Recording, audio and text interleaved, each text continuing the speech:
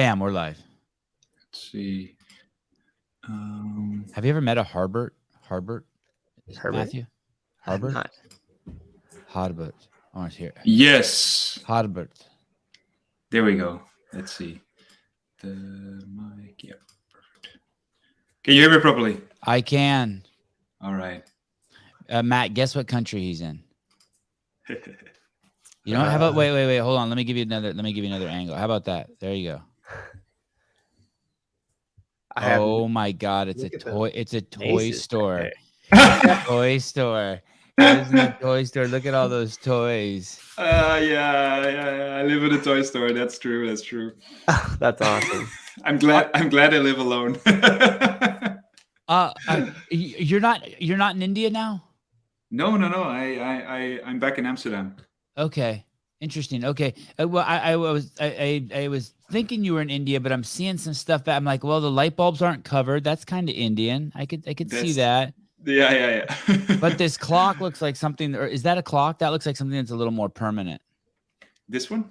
That one? Yeah, that one. Yeah, that's a clock. Yeah. No, this is my home. So I'm back in Amsterdam. Yeah, I usually when I travel to India, I shoot. You know, people think I'm on vacation, and I'm traveling, but I'm shooting a lot of content. So it takes me. I don't have any time to actually process the content when I'm there because I'm either on the motorbike, or I'm shooting, or I'm training. So that's why people usually have the impression that I'm still in India, even though I am not. You know, that's the lag of social media. Yes. Susan, can you bring up his YouTube page or his Instagram? For those of you who don't know who this is, am I pronouncing your name right? Harbert. Yes, that's perfect. Can I hear you say it? Harbert. Harbert Egberts.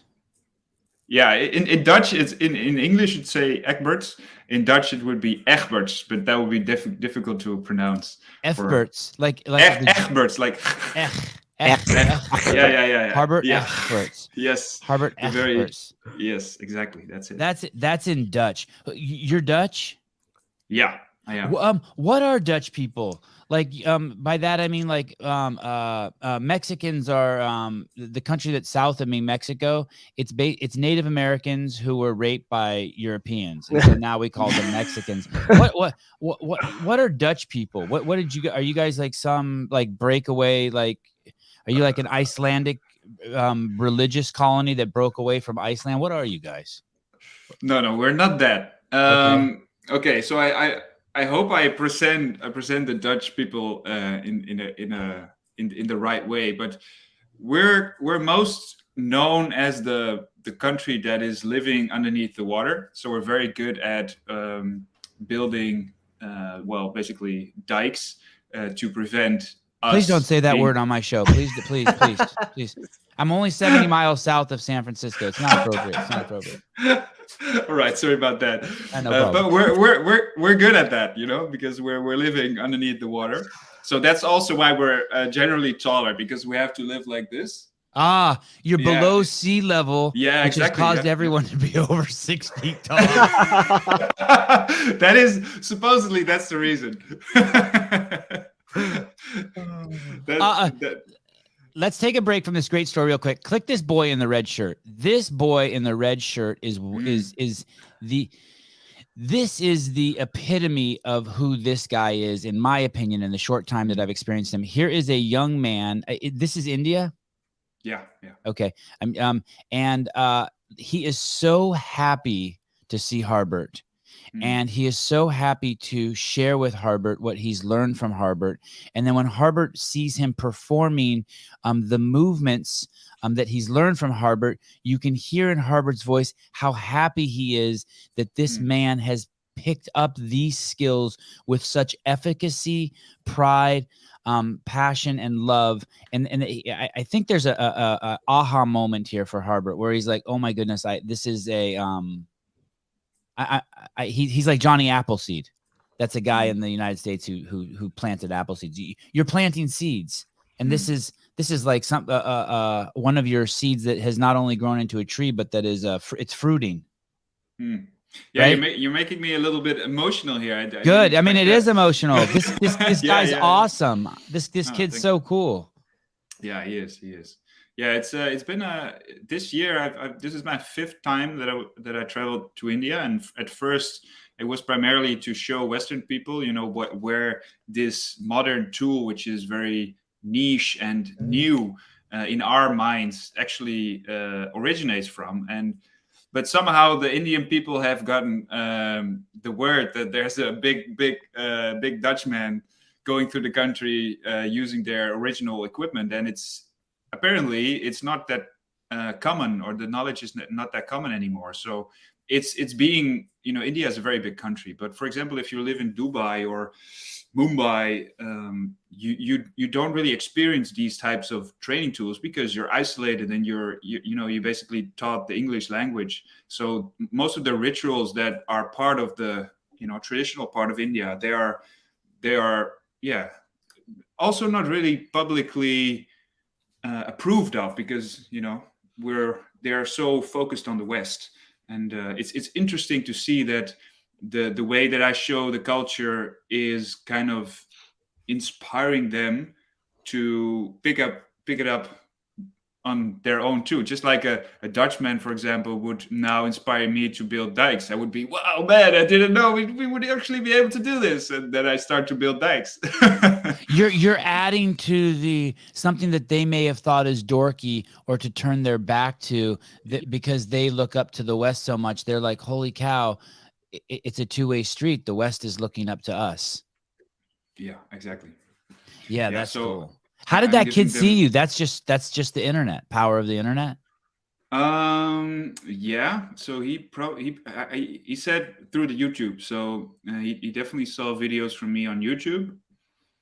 And then how he actually came to that place was that he saw one of my stories that I posted, and he was like, he was so focused on trying to meet me when I was there, because of course, it's quite hectic, and I'm not trying to, I cannot respond to all the messages that I get when I'm there. So I basically just showed a story, and for some people, they're so adamant on trying to reach me, and that they actually try to find where that story is, or they actually know where it is. So he picked up his gada and just tried to find me and try to see where we were at. So that's how he found me on that place.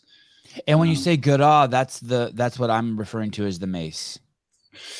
Yeah. So Gada, Mace, of course, I think you probably know this. There's always different names for the same thing, and then people use a different name for that thing, and then it kind of gets diluted. But in my mind, it was always used as a way that a Gada is like a bamboo handle with a concrete or stone bottom, and that a mace would be a steel version of that, which would change the weight distribution slightly. For example, yeah, the one that you see on the left, for example, the big one, yeah, that one is kind of crazy. Yeah. But this one feels quite similar to a gada, but then again, it's not traditionally known as a gada. So some people use a steel mace to refer to a smaller one, but they also use mace bell to incorporate that same name. So for me, it's just one big. I just refer to the gada as the Indian name of the mace, and the mace as, it could be any tool. It could be a steel version, it could be an iron version, it could be a wooden version, it could be a concrete version, and that's basically a mace. And then you can define that maybe in, say, a steel version of the mace, a steel mace, or a mace bell, which is, yeah. It's interesting also because when I think of the steel mace, and you go online and you start Googling, it's a whole different kind of people. You go to your YouTube channel and it's Krishna Das playing. You go to the steel mace and it's like heavy metal, like, Krav Maga. I'm going to kill. Let's go out and kill science. There's a difference in the presentation. Sure. And this is also because I just went to India, right? So my content right now is focused on that, presenting, what I've come to know through my experiences. But of course, I'm also a practitioner of the modern style of training with a mace, which goes further than just, a swing like this, but goes way, around the body, twisting, turning, lunging, everything combining everything together. So I'm also part of the heavy metal part. Maybe I don't use the heavy metal one, but I'm definitely, kind of the gatekeeper between those communities. I'm trying to bridge, the two worlds and try to see that they're all connected. If there is please Google the Flowing Dutchman. And he has master's classes. He is understating his position in this community. He has really, really embraced this tool, and he's running with it full speed, and he is making it accessible to everyone. I mean, he is putting out so much content. By the way, I love how short your videos are. I like long videos because then I can make money off of them. I like your short videos because they're practical and effective. We're on two totally different planes. But the videos are cool because I just got on. Do you know what an assault bike is? It's the bike with the handles. Yesterday I got on and I was just watching video after video, and they just change so quickly, and the scene changes and the tools are changing. And it's really your first 15 videos or your most recent 15 videos are just an incredible introduction to what you've been doing. Well, glad to hear that, man. Yeah, okay. Go ahead. So go back to the Dutch thing. So who are the Dutch people? So we know your country's below sea level. We know you love some dikes, and but is there a connection to any of the people around you, the countries around you? Like, Americans are basically, we told the English, go fuck yourself. We want to pray to our own God, and we got jumped in our boats and came over here. I mean, not me, I'm Armenian, but what are the Dutch people? Traditionally it's a Christian based country, I think, similar to Germany.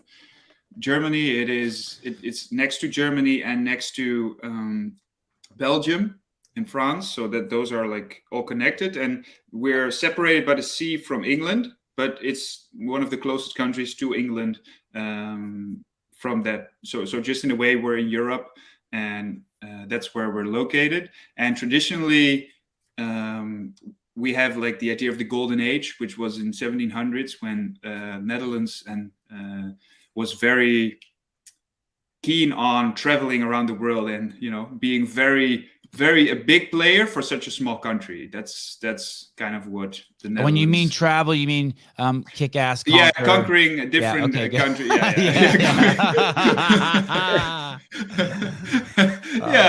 was basically the thing that is not it's not possible anymore. Yeah, and then you guys, and then you said you're Christian, and so basically Jesus is your homeboy over there, and then you guys became a peace-loving country. Exactly. Yeah, I was raised a Christian as well. My father is actually a preacher, so. Oh, no kidding. Yeah. Interesting fact. Harbert, just to get really into the sensitive stuff, how is travel for you? If you're traveling in and out of the country, did that mean you had to get vaccinated? Yeah. Because I've heard you. Go ahead. No, go ahead. I've heard you speak about the importance of health, and I've heard you more than allude to the fact, but that it's really people's personal responsibility, and people should take personal accountability. And it sounded like you're saying, which doesn't exclude you from taking the vaccine, but it sounds like you're really about your natural immunity and taking that path. Just from the videos, I've been watching a lot of Harbert videos. Yeah, that is correct. I must say that I would be very inclined to pursue the other path of being unvaccinated. Yeah, but because I do feel like there wouldn't be such a big reason for it. I actually got it after I got my first shot a week after, so it was kind of like, okay, this is kind of nonsense because now I get it anyway, and it doesn't help me yet. So I'm still having to go through, how it would be if I wouldn't have been vaccinated. For me, it's mostly travel based. So I don't want to be, I feel like there's such a negativity around the fact that you're kind of trying to move around it, that it could be for some people unhealthier to actually not get it because your mind is going through it all the time. Right. So if I wouldn't have taken it, I wouldn't have been able to make this travel to India right now, which would eventually have made me more depressed and stressed about the fact that I wouldn't be able to travel there.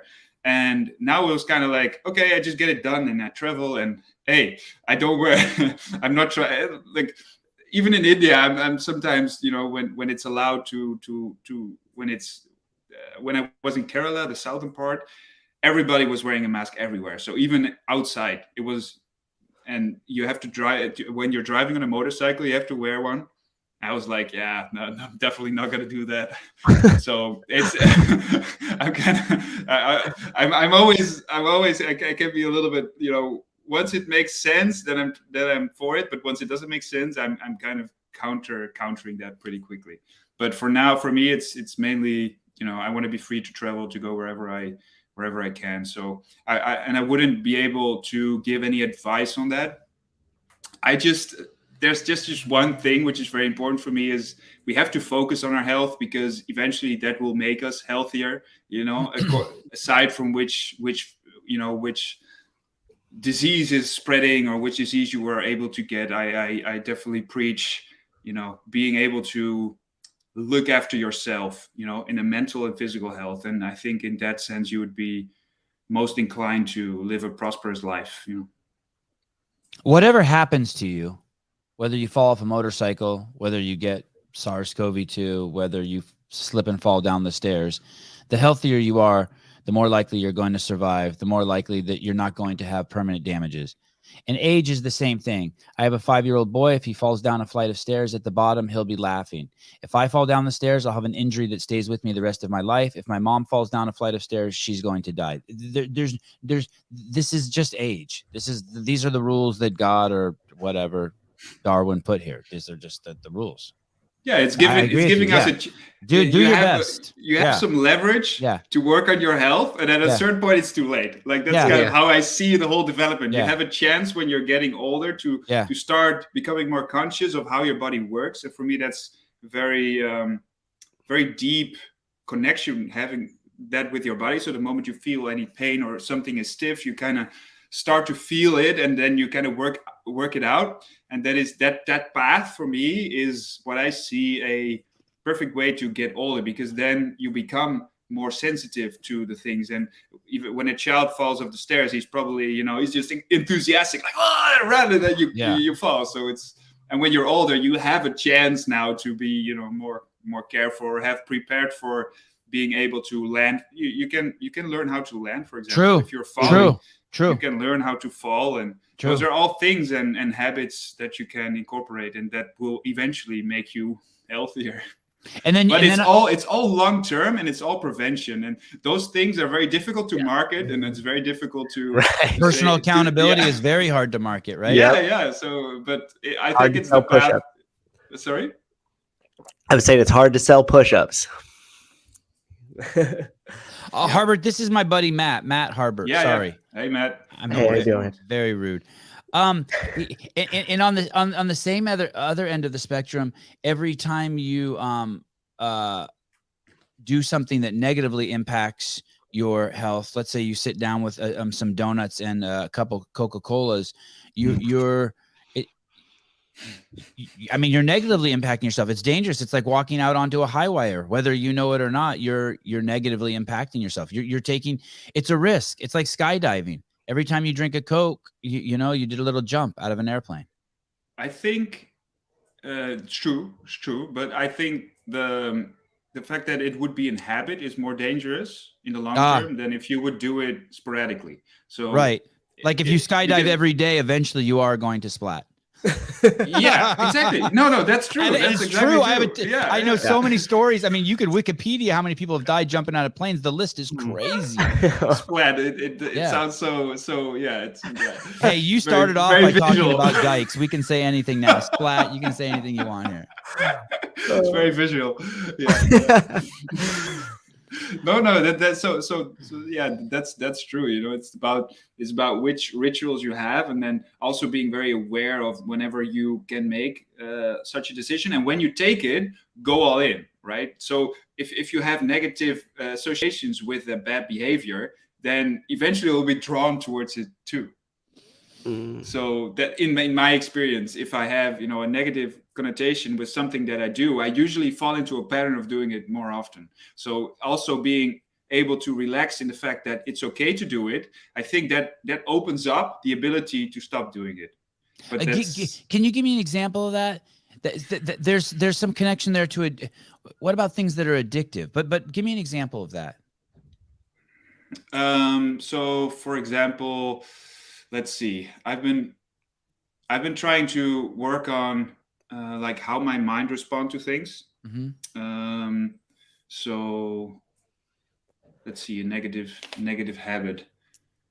For like yeah, for not example, to, like you're saying not to push. Yeah, Go ahead. no. I got an example. Okay. For example, if I watch a movie, I last 2 years, if I watch a movie in the evening, I'll kind of make the decision, but not really truly make a decision, and then suddenly the movie starts. I don't do this very often, but when I do, then after the movie, I suddenly have a very negative reaction to it. Like, oh my god, I could have done this, I could have done that, I could have oh man, shit. I just threw away 2 hours of my life. I just wasted, I know well, that feeling. during the actual entertainment, you're not fully enjoying. You cannot enjoy the experience fully. So in that way, I've been trying to. I'm seeing that those patterns, because it's a pattern, right? I notice that when I watch a movie, if it ends, I start to feel guilty. So it's like, and that's a process that happens every time I do it. So breaking that habit, actually, it had to come from accepting the fact that it was okay that I did it. And that actually made it easier. And now I'm working towards, a way to not blame myself whenever I go out. And that's probably just in writing it down for me. So for example, okay, I'm gonna do this. I worked all day and I enjoyed it, and now I'm gonna enjoy it, and then I'm gonna get into sleep. So that's an example. You know where I have it? If I'm not leveraging what I'm doing to further this podcast, I'm not happy. So like when I'm on Instagram, like if I like my Instagram wants me they're just begging me to click on girls with huge tits. They're just begging me. They're just everywhere. And it's cool. They don't even have to be huge tits. But Sevan, that might also be because you Instagram I've clicked on them. That you like it. Quite possible. I only blame them though. I take no account of responsibility. It was an accident. I accidentally clicked on it. And I shouldn't even say it's huge boobs. It's just any boobs. And then second, it wants me to click on dudes with like beautiful bodies, like guys with chiseled chests and stuff. And I don't click on them because I can't imagine them coming on the podcast. And so I can't justify spending that time I want to. But it's the same with scrolling. If I'm scrolling and I'm not seeing something that I want to use on my podcast. Yeah. I struggle. But on the flip side, it's made like bad shit that happens great. So let's say like one of my kids were like to shit his pants. Like maybe before I had the podcast, I'd be like, oh man, I got to clean this up. Now I'm like, oh, this is going to be a great story for the podcast. You know what I mean? Like I just leverage. I'm just constantly just leveraging everything. So your mind is all in your podcast. Yeah. So everything like I tried to watch you involves. Yeah. So I tried to watch the new James Bond movie the other day. I love James Bond, and I got an hour through it, and I'm like, this sucks. I'm not enjoying this. And I'm like, oh, so I turned it off. And I'm like, okay, well, that's something I can talk about on my podcast. How shitty the James Bond movie. It's just like so. I mean, is it like that for you, for your business, for your Mace, for your is me eating this? Is this going to affect my swinging? Me posting this, how does this further my introduction of this master's class to the world? Do you have that going on also? It's the creative process is something that is in my mind the whole day. So for give an example, I teach at Rockstar Lifestyle in Amsterdam, which is like it's something like a gym, maybe a little bit familiar to CrossFit, but maybe not as competitive, but similar kind of exercises, but more maybe on contraction, but still, a lot less equipment. And if I teach there, we usually have group classes. I'm always, for example, I hold a stick and I do like exercises with the stick. And this is actually where I got my stick mobility drills that I do before, that I use in my classes. Is this it? Yeah. Okay. Yeah. I don't think they need the word there. I Which, I think it could just be rock star lifestyle. yeah. Just saying. But yeah, you know, I'll get back to it. English is my first language. I'm just, I just tell them. think this could be. I don't think this is the right. No, I don't think this is the right website. No, this is in English. It's the Rockstar Lifestyle, and then Amsterdam. It's probably will get you there. But I use those training sessions, and while teaching, I'm continuously, you know, trying to mobilize here and there, feeling, and so I'm still in that creative process, even though I'm actually there and I can manage, you know, teaching a full class. But sometimes I realize something when I'm moving around and watching people. Suddenly I realize, oh, wait a second, this actually functions this way, and I can hold the stick. And yeah, that's the website. And in that way, I create something while I'm actually busy doing another thing. So it's always in my mind, even when I'm working here from home. You see all these toys here, right? Yeah. So I work 20 to 30 minutes, and then I just pick up a club, and it's here on my table, and I just start swinging, and I basically let my thoughts go, and then sometimes something clicks, and that is sometimes an inspiration for a whole new course. So I use those strange creative ways to be open to learn something new and discover something or tackle a problem that I've encountered while making, you know, a class. Or yeah. You were a drummer. Oh yeah, yeah. That I actually was a guitar player. And I did drumming on the side. I taught that myself, but I started playing guitar when I was 6 or 7. I did that. I played in bands for my whole younger years. When I was a teenager, that was my thing, to play in bands, and I did singing, and then I taught myself drums. And then when it was time to go to the university, I had to move to Amsterdam, and that's kind of where a drum set wasn't really applicable. And I still taught I did rowing, and I was a freshman 8 at Neerice. And this kind of rowing, you were on the crew team. Yeah, you're made for that shit. Yeah, you're made for that. And so that's actually where we also had a band. So I continued doing that, but after that, I moved my creative vision over to training, and I became fully focused on training myself and also teaching and coaching people. You say now your creative vision, is that do you use that terminology in hindsight, or did you have those words back then also? No. I actually would say that I would be pretty uncreative before before I really got into the Mace. So this movement, this whole passion, this movement, you've shaken the tree, and now things are falling out.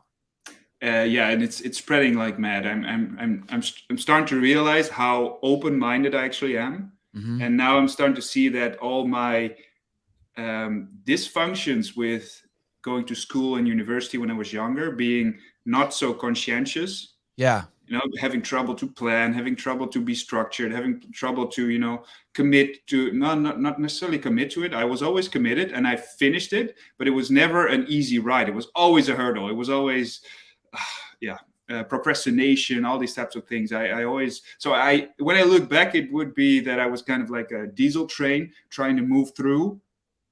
And after I realized that I was doing that and finished it all, I kind of let that go and started to emerge into a newer, I would call it a rebirth or a transformation. How old are you? I'm 28, almost 29. Yeah. Man, what a great age. And this lifestyle you're living, this shirtless lifestyle, this is the pinnacle. Yes. This is the pinnacle in my mind of mankind.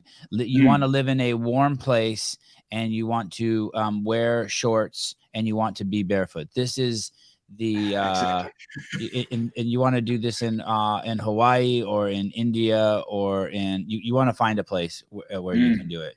What a great thing that you've been to India. The I spent a lot of time in India. What you see there, no other man will ever. There's no amount of fucking LSD. There's nothing you will know. You will never. You'll never be able to comprehend that this is just human experimentation, social experimentation going on in all these different countries. And they're running an experiment over there that if you don't see it, you're missing out. You spent your whole life on the planet. I don't care if you're the richest man in the world. If you haven't walked around India barefoot and shirtless, you've missed 25% at minimum of what the fuck's happening on the planet. Your life's been shorted. I mean, it's remarkable. The fact that they have 1.5 or 1.7 billion people, the things that they can do there. I describe people, Harbert, this scene that I saw there one time. Yeah, all this stuff. This is great shit. Yeah, they have towns that recycle pen caps that are larger than all of Belgium. That are all like, I mean, like they have stuff there in scale that you can't even imagine. But I remember seeing this huge freeway project going on. And there were like 1,000 of some of the most beautiful women I've ever seen walking with these things on their head, moving concrete like a half a mile in a circle, like a conveyor belt of beautiful women moving concrete. And I'm like, in the United States, we'd have like 25 fat guys driving tractors doing this. And here they have 1,000 of the most beautiful women I've ever seen doing it. I'm like, they got this shit figured out. I don't think that's possible anymore with the current way of picturing things in the West. No. But that shit's still going on in India, right? Yeah. No, it's very traditional. The things that I encountered cows there, all over the freeways, monkeys that you better not make eye contact with. They're like, don't make eye contact with donkeys. You go, fuck that monkey. And you look at him, you're like, okay, all right. Sorry. I'm cool. Have you been fronted on by monkeys? I usually, no, I haven't been attacked, but not attacked, but where they put like 5 or 6 of them walk up to you and posture on you. And you're like, man, like they're going to shake you down. I usually have a little play with the animals. I cannot really stay away from them. I usually try to see the point where they're like, okay, now get off, fuck off. Yeah. And so, I encountered that with monkeys, but the monkeys are quite a thing, in India, because they can be quite disturbing, especially for market people. They can be like little children, like banging on and then picking and stealing stuff. And it's quite, if you're really sitting there and just watching the whole fiasco that's going on with the relationship between little markets and monkeys, it's quite, they're bad kids. It's almost out of control. In our mind, it would be definitely out of control, but for them, it's it's the usual. So they, it would be fun to do. Like go to a city that like you just hate, and then just give the monkeys there like just a big bag of lighters. Give the monkeys there like 100 cigarette lighters and be like, here you go. Just let them just burn the town down. Here, go have fun, boys. That could be a strategy, When I was in Varanasi, I would sleep at night, and they would always come to Varanasi. Yeah, and they would come check my windows at night. Yeah. To come in my room. I'm like, dude. This one's taken. Like, get the hell out of here. I think they want to come in. Yeah. It's the chaos and everything, but the beautiful thing about India is that it eventually it all makes sense. Like it works. Yes. It's just things are it's difficult for us to see how it works, especially if you're looking from if you're not diving in and if you're staying out. Right. For example, yes. If you're trying to wear shoes and stay clean, you're fucked. If you're trying to get a good experience of India by going to the Taj Mahal, you're not getting a good experience of India. Right. Because it's too crowded, too many people, everyone. I make this example of usually when you come to India, brilliant people say, for me, guest is God. So they really treat you like you are a god in their way. But if you come to touristic places, I say that people treat you as guest is money. Because then suddenly, and trying to see those two things, like I think a lot of people that as a tourist in India only see the latter part, because they don't go fully into the culture. Because if you go to a resort, if you go to a luxury hotel, you won't find that. You'll just find people that service you because they earn money, not because they actually invite you in their country and really want to share, what they have. So. Did someone host you there? Like someone saw you on the internet and they said, Harbert, please come visit. I'll host you. And then you just basically went there and from there you met another person and another person. And So this is a good story. It's not that I met another person, but the first time I came there, I didn't know anything. I bought a Royal Enfield and I just started driving, and you bought a what? a Royal Enfield. It's this one. You see this one? Oh, Motorcycle. an Indian motorcycle. Yeah. It was one Okay. of the things that I really wanted when I came to India, because the Royal Enfield it's an old British company, but it's not British anymore. It's now actually Indian. Okay. And because it was a British colony, they had these old Enfields there. So driving, from north to south on an Enfield was kind of a dream for me. Wow. So that's kind of how it started. And then I was actually invited in the third year, I would say the third time I came. I was actually invited by Jaiviraj Singh Gohil, which is a prince of Gujarat, not of Gujarat, but of Bhavnagar. Bhavnagar is a state in Gujarat. He's a real prince, as in his father is the king. They're not officially king anymore because it's a democracy now. They've all given their kingdom to the democracy of India, but he's treated like a real prince there. So people really have a lot of respect for him. So that was I've been to him now 3 times, and every time it's an amazing experience. Just being around. He's the big old swole dude you train with. Yeah. Okay. Yeah. He invited me to visit his palace after seeing some of the things that I did on Instagram, and he has been swinging the Mugdos for quite a long time already. So he's really keen on promoting it too. So that's kind of how I connected with all the people that were in India that are doing the same thing. Now we have so many names: the Mugdos, the Gadas, the Steel Mace, the tell me the first time you put eyes on this thing, and tell me the evolution. How do you end up with one of these in your hand? The prince. Yeah. Look at how European you look there. You're slowly. You're slow. I mean, you just look so European, and now you're so cool, much cooler looking. Look what year is that? No, this is 11 weeks ago. Really? Oh man. I really like, what's funny is when I go to Europe, like your dogs, everything's different than in the United States. I'm like, what kind of dog is that? They're like a golden retriever. I'm like, that's a golden retriever. Like, especially like in Ireland where everything's like inbred, right? Or Iceland. You're like, what kind of dog is that in Iceland? They're like a Labrador. You're like, ooh, you better spread the gene pool out a little bit. That one's looking. But you're really getting this. I like it. Like Europeans are too fastidious and clean and like perfect. And I like the more Viking look. You know what I mean? Less showering, more facial hair. Like just let it. Yeah, you gotta have that picture where I was standing with the big club, the wooden one, in one of the long goats. But that's kind of, for some people, that's kind of a disturbing thing to see, because that's the traditional wear of wrestlers in India. They have like this small string. I like that look for you. Yeah. Thanks, man. Thanks. And when you're wrestling that guy and he rolls you over and you slap him on his belly, I just love that whole scene. I just love that shit. Yeah, that's awesome. This is, the picture that you showed earlier was like the first 4 days of my trip. This was like at the end where I like became like an Indian.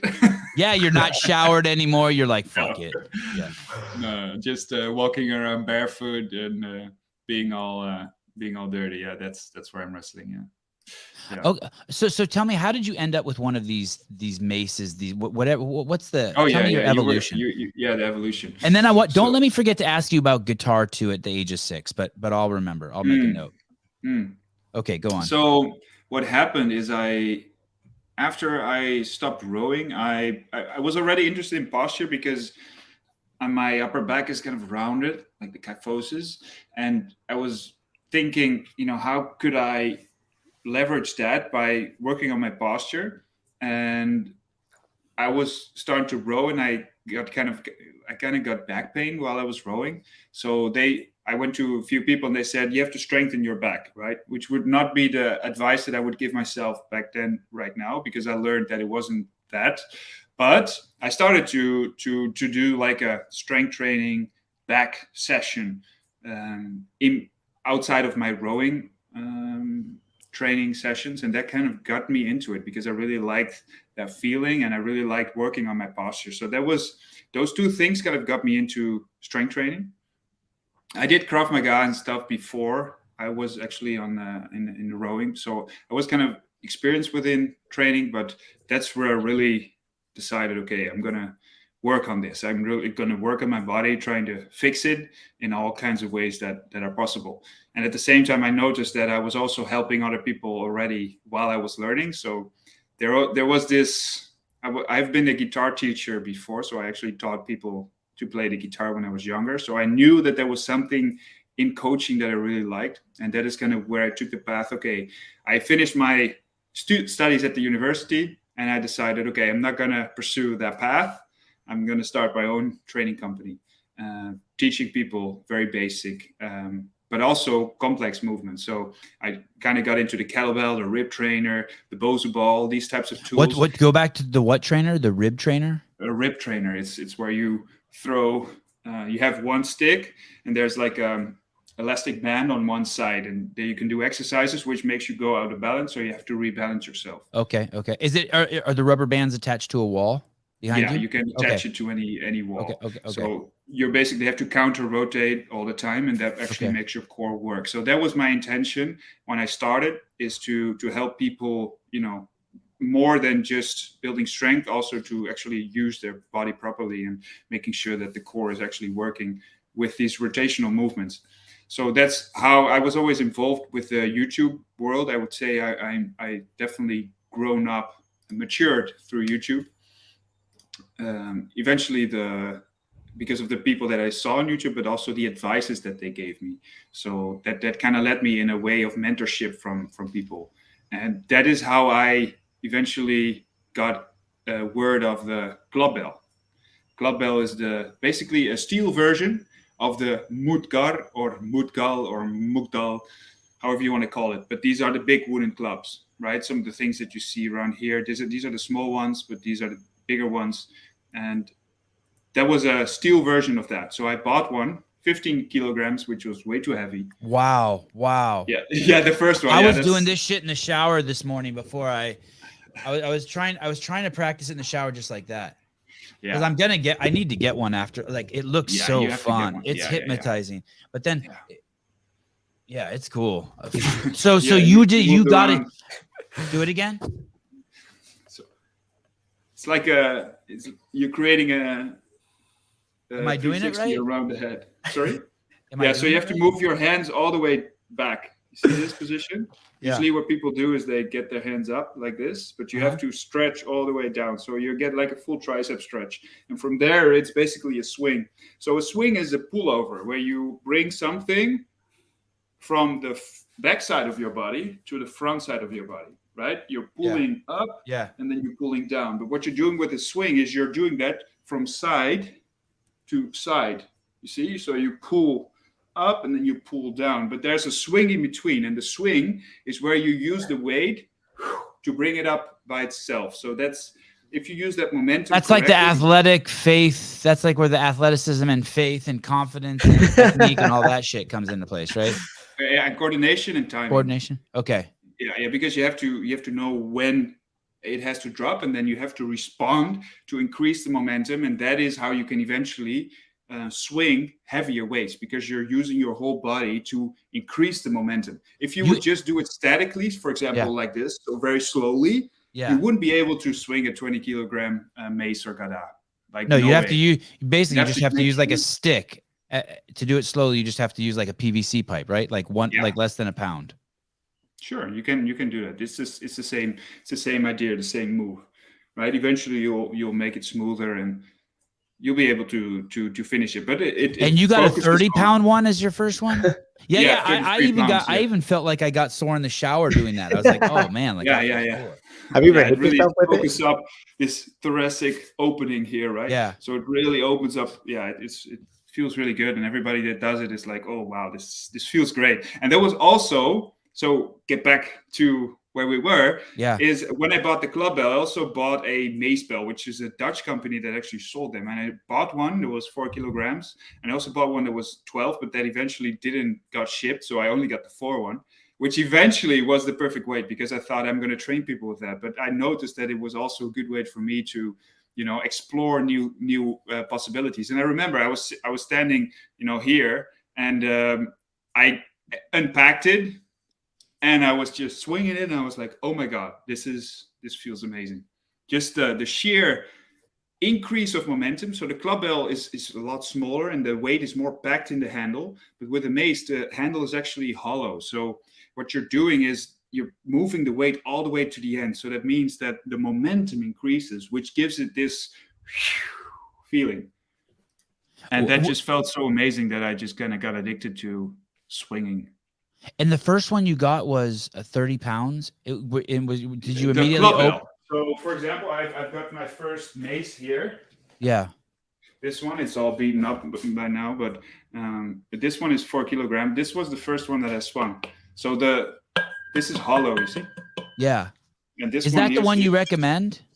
Yeah. For so that's like 10 pounds ish. Is that too heavy? Is there a lighter one?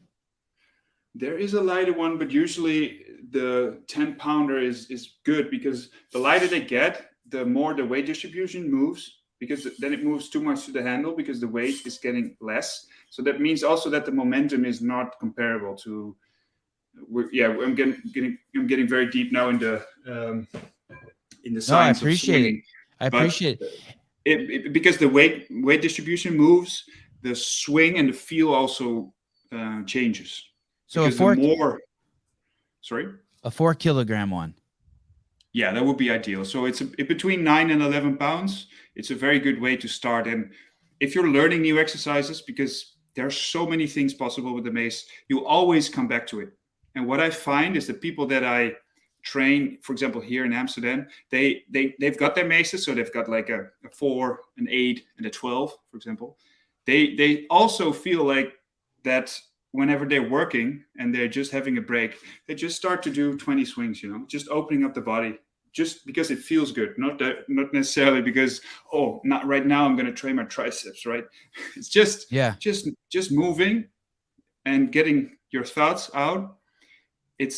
For me, it's the best habit that I've found so far, just as a way to move during the day. Do you sell them on your website? No, I do not. I have sold this wooden one. Yeah. What's going on here? Well, it's just all the distribution and the logistics of it. Logistics of it is just a pain in the ass for me to is really there focus is there on. A company that you'd recommend? Is there one you'd recommend? What's the one that you get? Is there one you get behind? Depends where you would buy it. So, for example, here I'm gonna buy one the second we get off the show. All right, cool. Like I'll just like take a sip and then hit buy. Where should I go? Yeah, I've got a coupon code for a very good company here in Europe, which is based in the Netherlands. It's called Winners Win, Losers Lose.nl. They sell the right Maces, in my mind, but maybe shipping to the US can be difficult. So then On It has good ones too. A company called On It. Yeah, On It. Yeah. Oh, that's the guy. Yeah. The guy who owns Marcus. That's like he's like the polygamy guy. He's like the guy that was like talking about it's okay that your wife fucks other dudes. Yeah. I wonder how that worked out for him. That's he got married. Oh yeah. Oh, good. Yeah, that's a fun experiment. Yeah. On that note, it is a really fun experiment, but in the end, I'm gonna tell you, like, if you can get one woman, do you have a woman? Yeah. You do? Oh wow! Congratulations. Thanks, man. Yeah. And is she cool? Is she 6 cool? years now. Does she is she Indian? No. She's in your country. You get her when you come home. Yeah. She's actually the first one. She traveled with me. We were on a 3-month travel. The first time I went to India, which was a 3-month travel, 1 month going to the Himalayas in Nepal. And then 2 months we bought the motorcycle, and she was sitting behind me, and we traveled from north to south. On a motorcycle that went only 60, 65 kilometers per hour, so not miles per hour. Did you ever crash with her on it? No. But we did have a lot of trouble with it. Like, for example, one time the spark plug, it it popped out of the engine, which was in hindsight pretty dangerous. So yeah, we definitely had some trouble trying to fix a bike that wasn't a proper one when we bought it. And you just do you still own it and just have it parked in Yeah, I India? still own it. Yeah, I traveled on it 4 years. Now I've actually rented, or I used a bike from somebody I knew there in Bhavnagar. So that was a lot quicker, and I moved around a lot faster, and I had no issues with with anything. So that was a huge relief for me, because I noticed the more I moved, the more often I go, the more I kind of know where I want to go. So it's not, the first time I went, it was really like I had no plans. I just go there. The only idea that I had was I'll try to find some gyms, and just move from one city to one city. And then when I enter the city, I don't know, I just started to ask questions. Can you find it at Akhara? Akhara is gym in the old traditional gyms in India. And I just started to meet people, and that's also from the first trips. That's still, those people I still see. So those are like now family to me. Whenever I come there, I'm just welcome, and I can do. I really feel at home at those places. How tall are you? 6'3". Okay, so, sorry, I interrupted. Go on. You really feel at home in those places, and what? Yeah, so I really feel at home, and I moved from city to city with not really an intention behind it. And now, because I'm more well known in the country, people start to message me, hey, come and see this, look at that. So my scope has changed, because I have a lot more contacts now in India. So it has become more an ideal for me to travel to all these places within a certain time limit. So that's why I needed a faster motorcycle. And you've expressed this mentality of, if you get comfortable, it's time to move. And you have this aesthetic, I think that's the word, aesthetic approach that you're sort of converting to. The simpler, the better. Don't get soft. And it seems like there is a component of presence and desiring to you. Go ahead. If it frightens you, if it frightens me, and I feel like, ooh, that's something that might be uncomfortable, that I'm inclined to take that path. That's something that I really, if the fear comes for a reason. And if you get too comfortable and it starts to become, you're not attracted by the fear anymore, that's also the point where you stop, evolving. And I also, for me in India, that's also like, I'm not there to go to a beach. I'm not there to, I'm really. So, for example, if I be 2 days in the city, and then I be on a motorcycle for like 12 hours or 9 hours, and I'd be in the next city, and I arrive at 6 in the evening, I change clothes and directly go to a gym to shoot till 9, and then at 9 I try to eat something and then go to sleep and then wake up again, and then either travel to the next city to document, or in the morning I also document something, and then I take the bike for another 6 or 7 hours to the next city. So it's quite a hectic schedule. You're extremely disciplined. I would say so. Although I'm also, like I said, not. I'm very disciplined, but it's also a little chaotic. So I'm disciplined in certain areas, and then suddenly, if I lose the discipline, then it becomes really difficult for me to regain it. So if I have a target, I'm really disciplined towards a target, but I can also lose it. I can also lose some of the habits. For example, if I come back from India, I have a lot of habits when I'm at home. For example, how I schedule things. If I write things down in the morning, taking cold showers, all these habits that I have ingrained, training every day. Once you go on a trip like this to India, you lose everything, at least for me, because I totally embrace the culture. I embrace the flow of life, trying to see who you meet. You're describing it well. Yep. Trying to go with whatever comes to my mind. So I want to have the flexibility when I'm there. I can show you an example, or I can tell you an example that Please. I was in a small city, Darvat it was called, and I thought, oh, this is not gonna be anything. I don't know any. I was just on a bike for 450 kilometers. It took me like 8 or 9 hours, and I was like, oh, but I still had to train. So I just thought I'd just go to a regular gym. I find a gym, which was called a barbell gym. And that's very rare there because they don't have so much barbell training. It's usually just equipment gyms, that are not.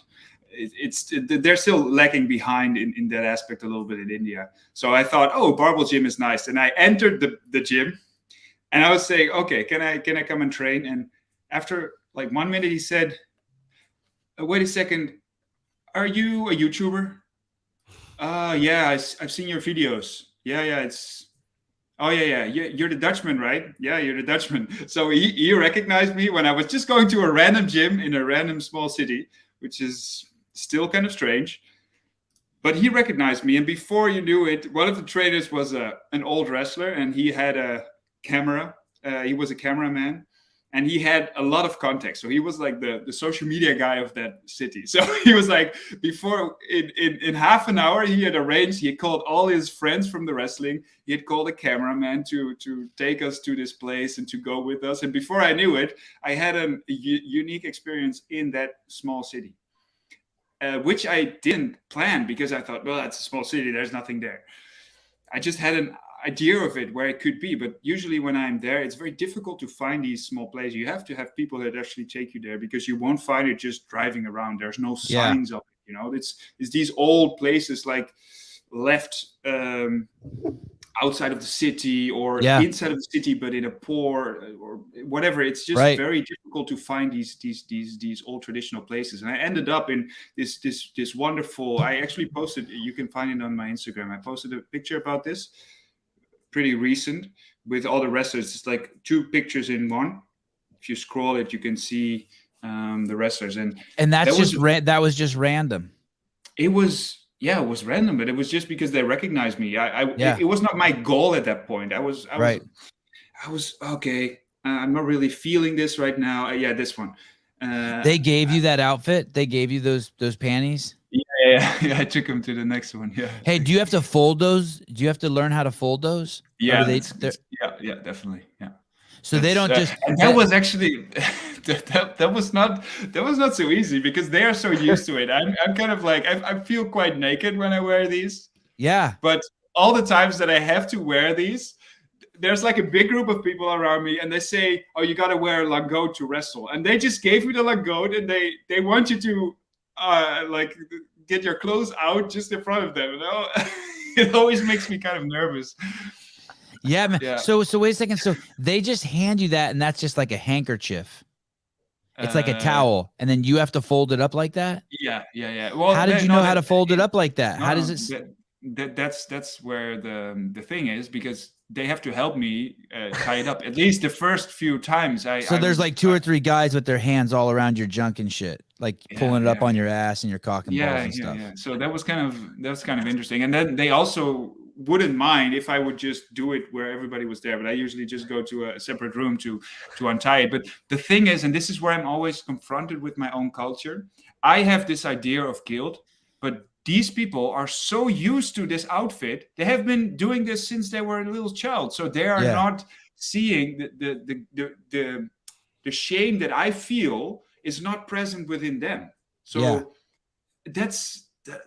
these things are so interesting for me because it kind of. Hey, look at that guy's outfit though. He's got like legitimate shorts on. Your shit looks like it could fall off at any minute. That's just because I'm bigger and it looks smaller on me. Yeah, it definitely looks smaller. This is incredible. Yeah. Hey, did that thing ever fall off of you while you were playing with them? Yeah. I think in the if you would look through it all at a certain point. No, I don't think I posted that. But when the langote unties, they kind of stop the match. So usually there are people watching, and then they say, "Okay, stop," and then you have to retie it. But it didn't come out fully. It's pretty, it's pretty well packed. even though it doesn't look like that. Is that dirt soft right there? Yeah, it's pretty amazing. It's like This silk. is like, it's a soil. So they call it soil. It's sort of ground, and then what they add to it is they add curd to it. They add so that's yogurt curd. They add milk to it. They add lemon to it. They have this ritual around it where they really live for the soil. So they think the soil is holy and very good for your body, good for preventing health, and very nutritious. No, not nutritious as in you want to eat it, but it's very good for the skin, for example. Yeah. And what they do afterwards, they pick up all the big stones. So the whole crowd is just sitting there and just like getting the bigger ones, the bigger stones out of it, and they just all bring it to side to the side, and then eventually that gets redone, and then they bring it in. So it's this whole, they always have to chop the soil before they start. So there's a big ritual behind wrestling. It goes very deep, and this is Kushti wrestling, and this is unique to India. It's a very unique style of wrestling, and it's not found in this fashion anywhere else. Do they tell you the rules ahead of time? Yeah, it's basically get the person on his back. Okay. Those walls are a little scary, those concrete walls. Yeah, that's true. And sometimes these places are even smaller, so it's even more scary. Man, I think this is where I won. Yeah, this is where I won. Yeah, you're huge compared to that guy. Yeah. Yeah, you can tell you're just and you're warming up too. You can tell like you're kind of taking it easy at first, and then I like it after you pin this. Competitor. What? He's a national competitor, so he's skilled, and I'm not that skilled because I'm not traditionally a wrestler. I just wrestle because the people use these gadas and mudgars. They use these tools to become stronger at wrestling. So they have this big arsenal of very cool ancient equipments that they use traditionally to get a stronger wrestler. So now you see a lot of wrestlers do pull-ups and bench presses, but back then they have giant neck circles, which is called a garnal, for example, and they just walk with that, and that trains the neck. It's these tools are very. So you'll find them. Yeah, dude, that was dangerous that you got in the ring with him. Did you see what he just tried to do to you? He did that spin move where he was about to fucking judo toss you over his back. You have to take a risk to get meaning out of life. Hey, did you want to tell this guy, hey, knucklehead, you're squatting wrong? I watched this video too. I really appreciate how good your squats are, by the way, here. Send those hips back. He also, you gotta give him a fair point. He was just demonstrating because he had a jeans on. So, but nah, I'm not cutting him any slack. I'm not cutting him any slack. Okay, man. No, it was a bad squat. He looked like when my dad tries to. When my dad's like, "Oh, let me see this CrossFit shit," and my dad's like. Like, come on, dude. Okay. You're from India. Get below parallel, motherfucker. We know you guys are we know you can go ass to grass. Like, what is this? Yeah. He's initiating with the knees forward, so it's not allowing him to sit back down and do it. Yeah. Hey, you are living life, Harbert. You are living life. You're living your life. You should be so proud of yourself. Everyone who knows you should be so proud of you. And we haven't even talked about anything yet. That's what's crazy. This guy is man, there's so many subjects. Oh, so many doors we have open. Okay, let's go back to before I give you a hand job here because I love you so much. let me go back to this other thing. So when you rode, were you comfortable? Rowing is such a painful we call it in CrossFit, we call it living in the pain cave. Tell me about rowing, about how you got into rowing. I know it's a big man's game. You're maybe even small for being a world-class rower. Oh, I learned that I was very small when I was there because I trained regularly with people that were like this big. Yeah. Yeah. And tell me, was that your first time? How old were you? And is that your first time in your life where you're like, oh shit, this is the pain cave. This is like some really uncomfortable shit to hang out in. I was 19 when I started that. So when I lived in a smaller city here in the Netherlands, I did Krav Maga, and before that I did table tennis, which is not the ideal sport for me if I go back to it. But Krav Maga really got me into training and learning to fight a little bit. And then rowing, rowing was tough, because on the one side I really liked the community around it. It was very tight and everybody knew each other, and it was all involved with being in a university, so there was like drinking involved at first, but then I got serious about it, and that's where you definitely go into pain cave. But the main thing about the pain cave is the erg. If you go if you go in the water and you train for 1.5 hours, it's usually pretty good.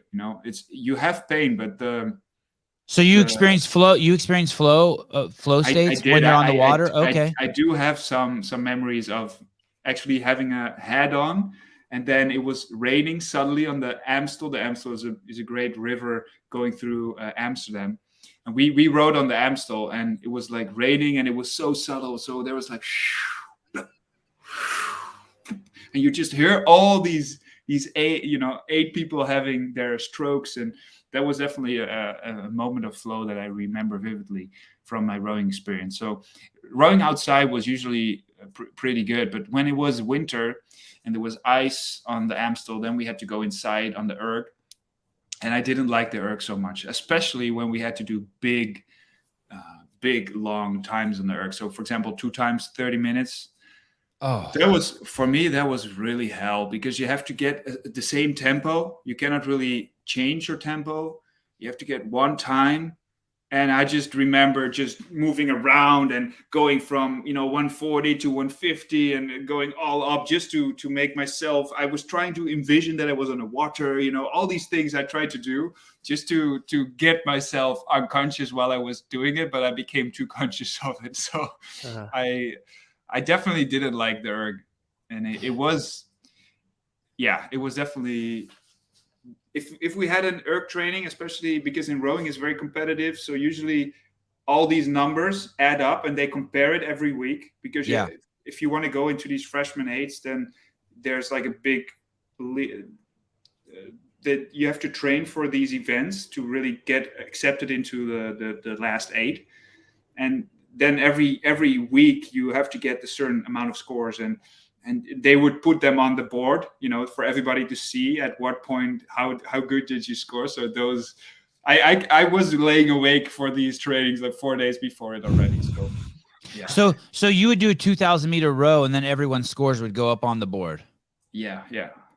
And I don't know how familiar you are with CrossFit, but in CrossFit, definitely the erg is like one of the worst things. Like it scars you. If you go into the gym and the coach says, "Okay, today everyone, we're going to set your 500 meter time." And then no one ever wants to do that again. Like you're damaged. Some things you recover from. You're like, okay, I don't know, like you just recover from them. Maybe like running 400 meters on the track. A few weeks later, you'll try it again. You're fastest. But the erg is something you don't really mentally recover from. It fucks you up. Yeah, and it did fuck me up. And it was also before I really got into this mindset of trying uncomfortable stuff. So I still have not such a good relationship with that erg. Because now I feel like, okay, I did a bad girlfriend. I did go back to it a few times, to the erg, and just try it 3 times to 2K, and I did try it, and it wasn't as bad as I imagined. But of course, then there's no competitive vibe to it too. But I can imagine I would be better at it right now mentally than I was back then. But it definitely it taught me how to be very tough. What's your best 2K time? I think it was 6. No, it was 6:45. Damn, it's amazing. No, not 6:45. 6. No, I'm gonna say this wrong. It was 6. I think I went under to 6:30. So 6:27 was the best. 6:27. Holy smokes! Yeah. But what is the world record? Oh, it's way beneath 5:30 ish. That's insane. Yeah. And everyone tests on the. You guys did the Concept 2s. Yeah. The Concept, that's like the industry standard. Yeah. Yeah. Wow. Do you know about the Winklevoss twins? Yeah. The Bitcoin billionaires. Yeah. You do know about them? I do. Not about the fact that they are Bitcoin millionaires, but I did look them up one time. Yeah. Yeah, they're the Harvard guys who created Facebook, and then they asked they asked Mark Zuckerberg to program it for them, and then Mark Zuckerberg's like, no problem, and then he made his own and launched that shit. Yeah. But these guys ended up doing amazing. I'd love to get these guys on the show, man. These guys need. I wonder if these guys they're significantly older than you. I think they're somewhere between my age and your age. They should come to India with you, man. What a cool experience. That's something I didn't expect. Me and the Winklevoss brothers to India. I really want to meet these guys. I bet you these guys are cool as shit. Yeah, I can imagine. I mean, and I think anyone who just rowing, it's just so hard. It's just so damn hard. But that makes me feel better that it is much nicer when you're out on the water. Yeah, it definitely is. As you. Where's Matt? Oh, he's there. He comes and goes. Well, that's the first time. It's funny. I'm like, oh, good, go, Matt. And you're like, where's Matt? I was hiding in the screen transition. You were hiding underneath the screen. Matt, I didn't mean that. You go to India, and in your, I think in your most recent video on your YouTube channel is Krishna Das playing. Do you know who that is? Do you know that the music that you chose? Do you know what I'm talking about? I think, let's see. The last video was learning. I'm not sure if I chose that music. It's a Hanuman. Oh, right, for like a short? Was it a short or a long video? Yeah, short. Yes. Yeah, that could be true. Yeah. 2 days ago. I made those earlier. Are you familiar with who the artist is who you're playing? Krishna Das? Yeah. And do you know about his lineage, his history in terms of his relationship with the author of Be Here Now, Ram Dass? No, but I don't know the particulars of that. But I do know Krishna Das. Yeah, I really like his music. I want to show you. I'm going to show you this book here. Sure. This was written by a gentleman named Ram Dass. He's dead now. Yeah. This book had a enormously profound effect on me. I was experiencing things in life that I couldn't put words on, and this book, although it's not explicit, it's a picture book. You've never seen this book right here? No, I haven't. You have to get this book. I'll get it. You have to get this book. There's another book I would recommend to you also. Am I going to spell this right? Lao Tzu. This Stephen Mitchell. Tao Te Ching? Yeah, the Stephen Mitchell translation in English. Do you know? I know that one. There's a little pocket edition. This one right here. I own probably 4 copies of this book. I've probably bought people 50 copies of it. This is the greatest book that was ever written. I know some people are going to say that's blasphemy. This is an incredible. Oh, look, here's my copy. This is an incredible book. Incredible book. Yeah, the Tao Te Ching is amazing. You can just come back to it. Yeah, this is a favorite of yours too? It is. Yeah, it is. I wouldn't call it the first thing but definitely one of my favorites. Yeah. I opened up to page 81.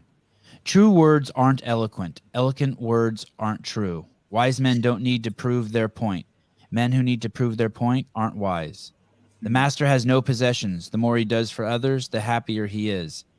The more he gives to others, the wealthier he is. The Tao nourishes by not forcing, by not dominating. The master leads. And as a young man, this line here, the master has no possessions, it's fascinating how that can be misinterpreted. Because the master could own everything. Jeff Bezos could be the master. But it's just that they're not his possessions. He has that awareness about it, right? Yeah. Okay. It goes very subtle, but there's this thing in the Tao Te Ching where it's continuously showing the other part, like it's like it's trying to lead you into saying like, oh, this is this, and then it turns it around, and then you think about it, it's like, oh, wait a second, maybe it is turning around, and it's this moving with these energies, and it makes me think of martial arts, where you're like having to use and force the opponent's energy and absorb it and then use it against him. Yes. And this is what I also find with the mace. It's if you're trying to hold on and like swing like this, it's not going to happen. So you have to use his own negative leverage against the mace itself, so that you're actually making use of it. And in that way, you're kind of absorbing the energy of the momentum and using it to bring it back up. So that would be that's also how I see the Tao Te Ching. It's like it's playing with these concepts and moving, and then biting you, and then it's like, oh, and then it gives you this insight where the opposite is true. Yeah. It's fascinating. I don't know what's going on in your country right now, but in our country, there's this huge movement to help people. And in that helping, it's completely one of the most violent movements that's probably happened in the history of this country. It only hurts people. It just robs and steals and pressures people and forces them to live. When you demand to help people, what you do is you create a need for weak people, so that you have someone you can help.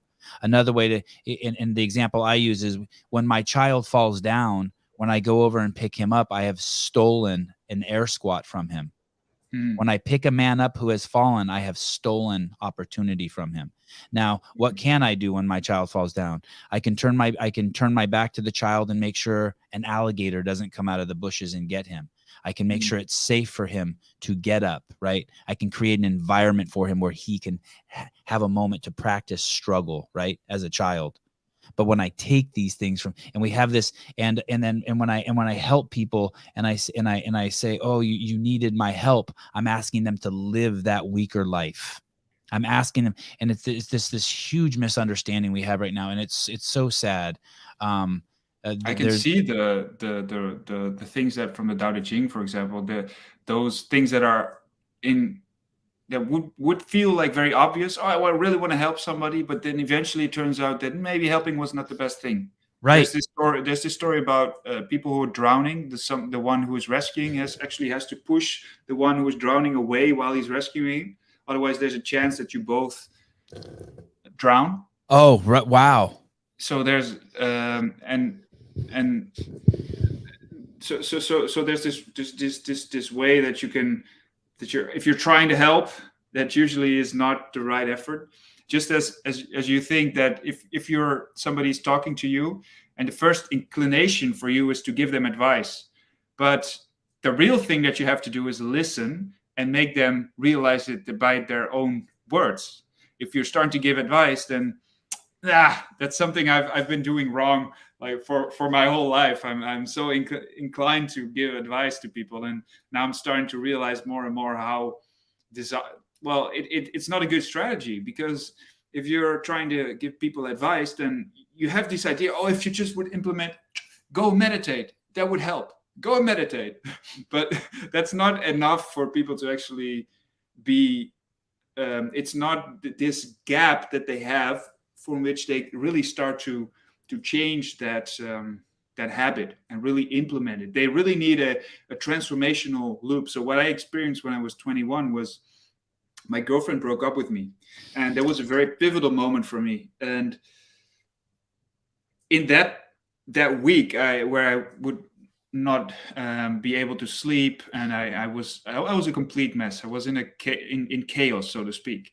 And what I noticed in this period where I was in this complete chaos, I would not want those emotions to be there, right? Mm-hmm. So you could say that in that moment, I would have liked, God or anybody else to relieve me from my pain, right? That would be an obvious question, or an obvious thing, because, I'm in pain, I couldn't sleep, I felt terrible.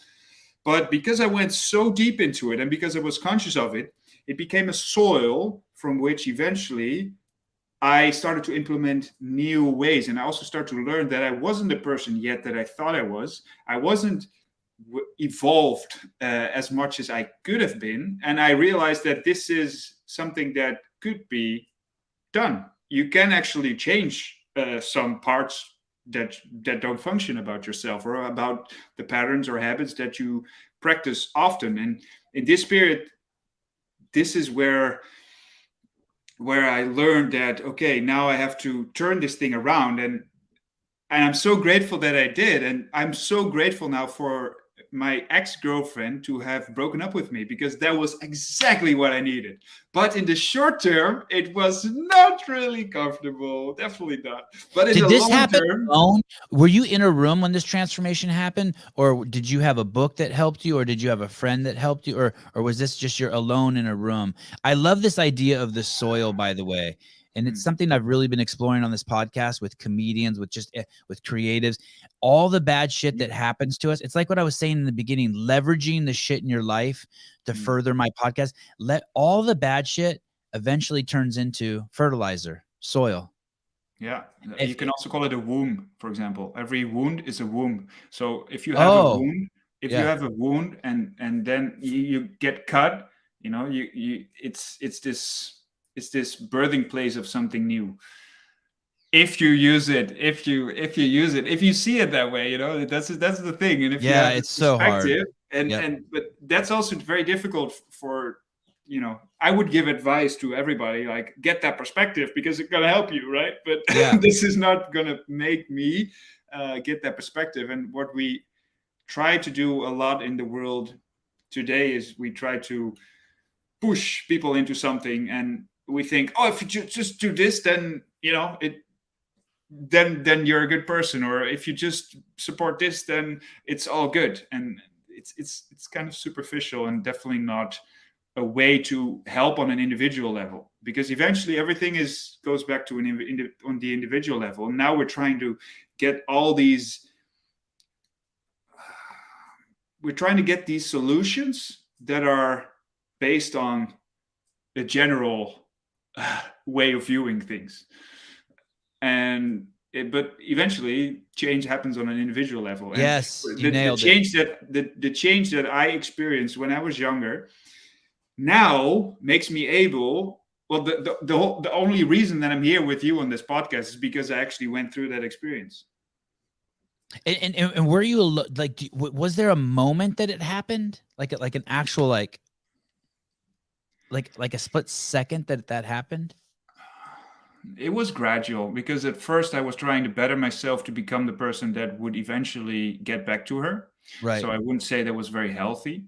Right. But eventually I realized, oh, wait a second, I am now a lot further than I was, and I'm not in need of her anymore. So I kind of outgrew it. But I would definitely say back then, Elliot Hulse has said, he was very big at that moment, where he was like talking about life, talking about relationships, and giving advice through the camera on YouTube. And I was watching some of his videos back then about training, because he had a very cool method of training. I didn't really do like a personal training certificate here, because I didn't really like the approach, and I really liked his approach on training. So I watched his training videos, and then after that happened, I was watching some of the stuff, and then I clicked on a video that was about relationships. Yeah, he's now fully into making man stronger. Is this guy still alive? This Elliot Hulse guy? Yeah, he is. He's kind of, he seems to be have radicalized a little bit, but that's maybe also his marketing. But he's more into yeah, he still has these 5x5. Yeah. These old training. Is this guy European? Where's this guy based? No, he's US. Oh. He lives in Florida. But he was a big inspiration. He also led me to people like Alan Watts, and really got me into, you know, learning about life, and realizing, oh, wait a second, maybe I still got to go through some learning experiences here. So it was like one of my stepping stones, where I started meditating, where I started to read a lot, where I started to, you know, become really influenced by some of the wiser people that have walked on this earth. Yeah, it's funny. I had never heard of this Elliot Hulse guy, and then I heard about him on your website. And then, in one of your podcasts that you were on, one of the podcasts you were on, someone asked you about him, and in that podcast you talked about shaking, just briefly. I think about shaking, like basically like if something bad, like if two dogs fight, or like, ducks, how they shake. And so this friend of mine, oh, sorry. No, go ahead. do you know this guy right here? Do you know this guy right here? Raw of Earth. Do you know who that is? So this is a friend of mine. He used to be a CrossFit Games competitor. And one time at the CrossFit Games, he did this thing where he was shaking. And it was really funny. And I made a video about it. And because he thinks out of the box. But another thing I noticed that Raw has picked up recently is he's picked this up. Oh, the mace. Yeah. And so look how happy you are. And so I'm wondering, yeah. Okay. I love Ronnie. Advice to people watching now. This is definitely not the first exercise you should try when you buy a mace. Okay. This is not what the mace is. Well, it's about balancing, but this is too difficult and it might hurt your sensitive parts if you try this. This man is, and I take your advice full-heartedly. Don't try this exercise. This is an extremely talented man. This guy like basically lives on a unicycle, and yet he can still clean and jerk, 250 pounds. But so lately he's picked up the mace, and I was like, wow, this is so interesting that I'm going to be interviewing Harbert, and then Ronnie maybe he's had the mace for a long time, but it just popped on my radar. Yeah, it's cool, man. He's using it. He's not really using the momentum of the mace. He's more using the disadvantage of the weight, which is a big part of mace training, because you have to get it back into balance, right? After you swing, you got to get it back into balance, and this is a very difficult part of swinging the mace. So, for example, I can show you here. If you have to start here, you have to make the first thing that you need to do is balancing it. If you're just trying to force it, so from side to side with your forearms, this will not be possible with the heavier one, right? If you start to move underneath the weight like this, you start to work your balance, and then you can do it with one hand.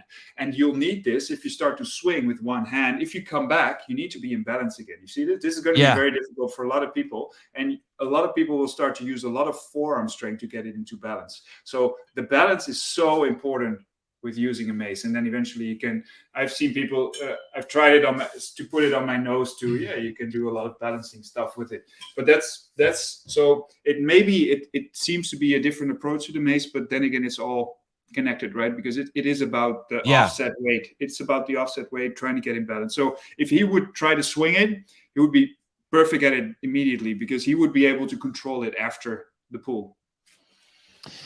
When you were going back to when you were 6 or 7 and playing the guitar, the reason why that fascinates me, you got back to it, is so a couple. My boys skateboards a lot. All three of my boys skateboard like almost every single day. And one of the skateboarding instructors that one of my boys has plays the guitar. And we were at the beach the other day, and we saw a skateboarding instructor playing the guitar. So my 7-year-old boy walks up to him, and he starts singing, and he starts strumming the skateboarding instructor's guitar. And then he comes home and he says, "I want a guitar." And I'm thinking, dude, you're 7. Like, go play out in the street somewhere. And he's like, no. And he's following me around the house telling me he wants a guitar. So I get him a half-size 6-string guitar, and now it's been like 2 months, and the kid can't put it down, and he's taking guitar lessons. But I just can't believe I can't believe a 7-year-old is interested in guitar. But tell me about how you got into guitar, and like who nurtured it, and was that too early, or are you glad? Or tell me about that. My parents, they sent me with one of my best friends at that point. He's still a very good friend of mine right now. But I was, we were 6 at that point. We went to this school, and it was like a music school. So what we had to do was they had us try every instrument. So I had to try the drums, we had to try the guitar, the trumpet, like everything. And it was just a few hours. I'm not sure how many times it was, but we had to work with these tools with the eventual goal that you're going to pick one. Okay. And my friend, my best friend at the time, really wanted to play guitar. And if I look back at it, I might have been more drawn towards the drums, but I chose the guitar. Because you wanted to do what he was doing. Yeah, that could definitely be true. He was definitely one of my role models at that time. Like he was just he just got a little bit better grades. He was slightly better with the girls, like all these things, Yeah. And so I think I chose the guitar partly also because he really enjoyed it. He was also better at it from right out of the ghetto. So the get go. He so and my journey with the guitar has not been as smooth as I would have liked it to be. So there's still also some negative elements that are still in my memory, and that's also maybe because I lost the passion before for it. It wasn't because I wasn't good, but it was just you have to you go to weekly classes, and then you have to exercise some stuff, right? Just like the training, practice. You have to practice, and what I remember was that with practicing, I didn't practice. So I did like half an hour before I had to go to class. I just looked at it and I just did 1, 1, 2, and then I tried it, and yeah, it was good. That's kind of how I went through it. But then I saw other people that were good at it, and I kind of got jealous of them. I'm like, oh no, I'm not that talented at it, and I had this negative mindset about it. So it just got into this weird negative relationship with the guitar, that I was good at it, talented, but I didn't make use of the passion for it to really go deep into it, because I was maybe fearful that I might have not been talented enough. I didn't really believe in the mindset. My mindset wasn't flipped yet. So my mindset was more, okay, I'm already too old to really learn this, right? Thinking this when you're 12, you're like, oh, I'm too old. Okay, so at that, other people have started when they were 5 and they're already better than me. So I had this negative mindset that, oh, I can never be as good anymore. Yeah. But you played it for that long, so you picked it up when you were like 6, and at 12 you still were playing it? I played with lessons till I was 17, I think. Wow. Yeah. And I taught from when I was 16 to 18, I think. I taught classes. So you are extremely proficient at the guitar. Yeah, I was okay. Yeah. Do you have one in your house? Yeah. Yeah. Okay. So okay. And how often do you pick it up? That's only after 5 years. I got it back from my. I didn't play. I haven't played the guitar for like 6 years that much. No. Wow. But I noticed. I recently picked it up again. I noticed that within 1 or 2 weeks, I was kind of back to where I was when I finished, and that is, for me, that's something that I discovered later. Is the skill that you build is so valuable. So every skill that you learn, it gets, at first you have to really program it. So you're learning new things. It's really good for your mental health. And then when you learn it and you embody it, you don't lose it. So it's so valuable. So I still have the skill. I could go back to the same level I was when I stopped using it. So that's kind of how I now teach all these training tools, because it's a lot different than just learning somebody to activate their back, because there's so much possible, and it's much more skill based than it is simple and effective straight away. So it's like a martial arts where there's so many possibilities of flow within all these different movements that they can interlink with each other, that I just start to realize, like, I've got a masterclass which is now almost 12 hours long. I don't think there's a training program on one tool that's 12 hours long. So there's like endless possibilities with these tools, and I'm so excited about that. So I'm kind of if I look back, I would have wanted to do that with the guitar, because now I know that I would have been able to, but my mindset and just the environment that I grew up with didn't really foster that at that point in my life. But I regained it when I was 24 or 23, and I'm going full speed. So there's nothing holding me back right now in my creative state, and I feel like there's I can make so many educational programs right now, just because I know there's so much that I can explore, and that I have also the confidence of, you can go to the online courses. I think I have now six courses right now available, and specifically for like for the Mace. Yeah. Oops. Yeah. This class right here, this Mace Flow 101, is that Yeah. the one that people should start with? That would be definitely my advice. Yeah, definitely don't start with the masterclass. And how long is that? How long So are these 11 lessons? So these are like 11 classes, but they have multiple movements within them. So I break down one movement, but then I show different ways to connect that movement with other courses. So if you're really a beginner, it might take you up to 2 weeks, 3 weeks to like really delve and really master the specific moves.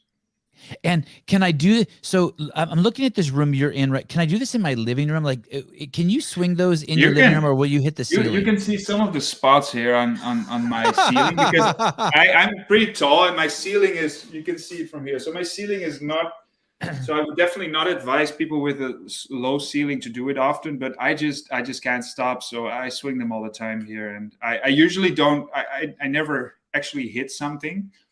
But I also spend hours and hours and hours of swinging here. So that's I would just suggest get it as close to you as possible, because it's just something that you want to pick up and then start to open up your creativity by adopting some of these tools, and then start to feel, instead of force. And that's how it works. That's when the magic happens. And how many of those do you have in there of all the different varieties of maces and mugdas and?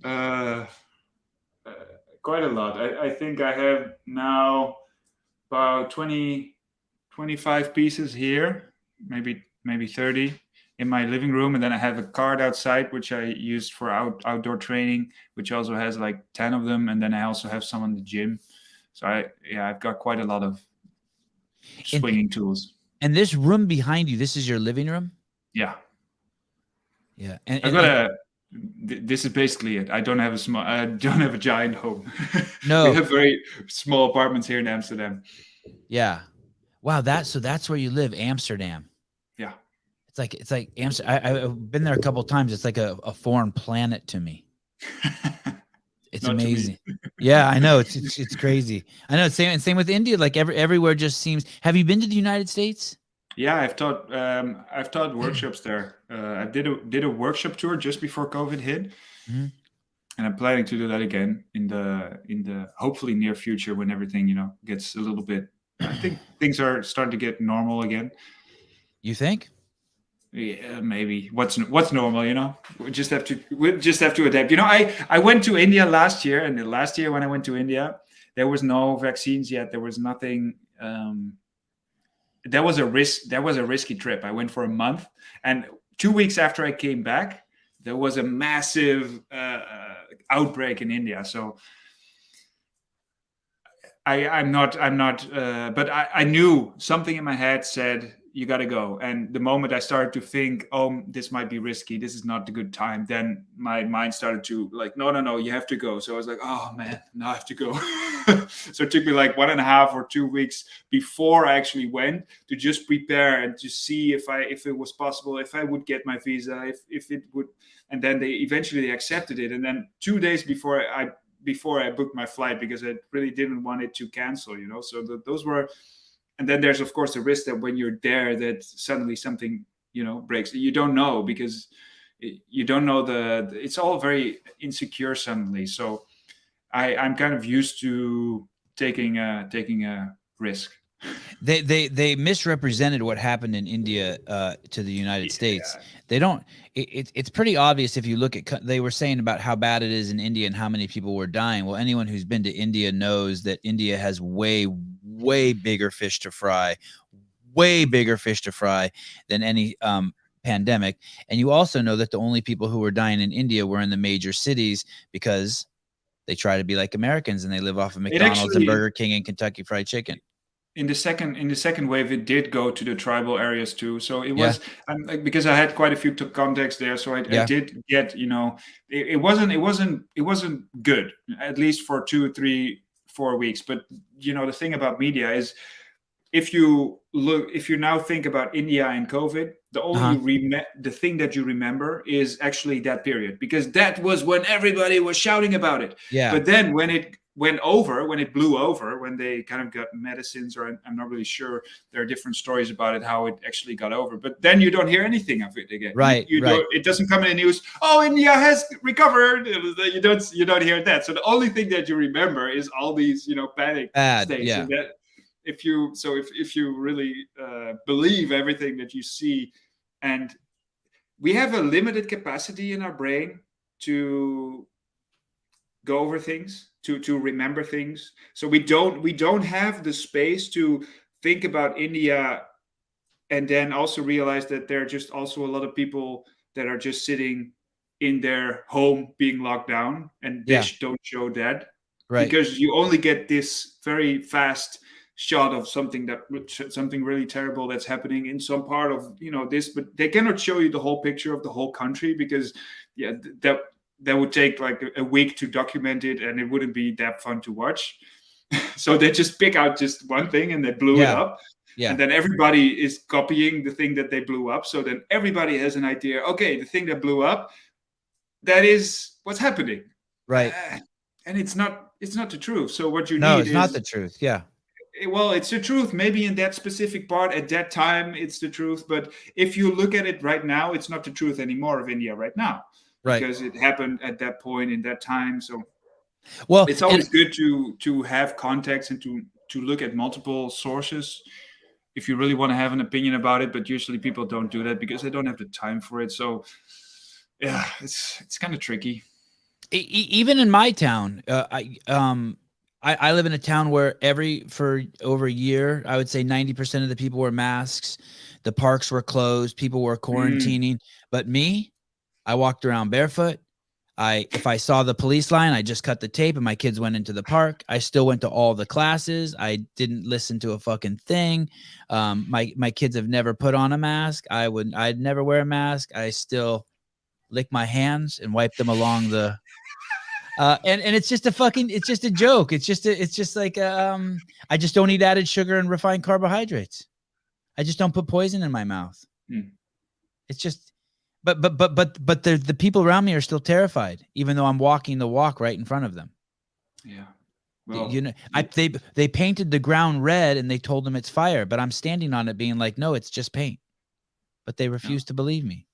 It's bizarre. It is really it's a fascinating world. Now, granted, yeah, but it also has to do with that limited capacity to actually uncover things, right? Because you have spent quite a lot of time to learn from life, and some people, they don't have that much money. They have to work from when they're 15, they have to work full time, so they didn't have the opportunities to actually evolve their part. So when they hear something like a snippet, they just respond to it, and that's what happens. Is they have a reaction to the thing they see, but they don't have the capacity to respond to it, right? To have this gap between it, and then choose a way to respond to it. And you obviously have that, but not everybody has that opportunity, unfortunately.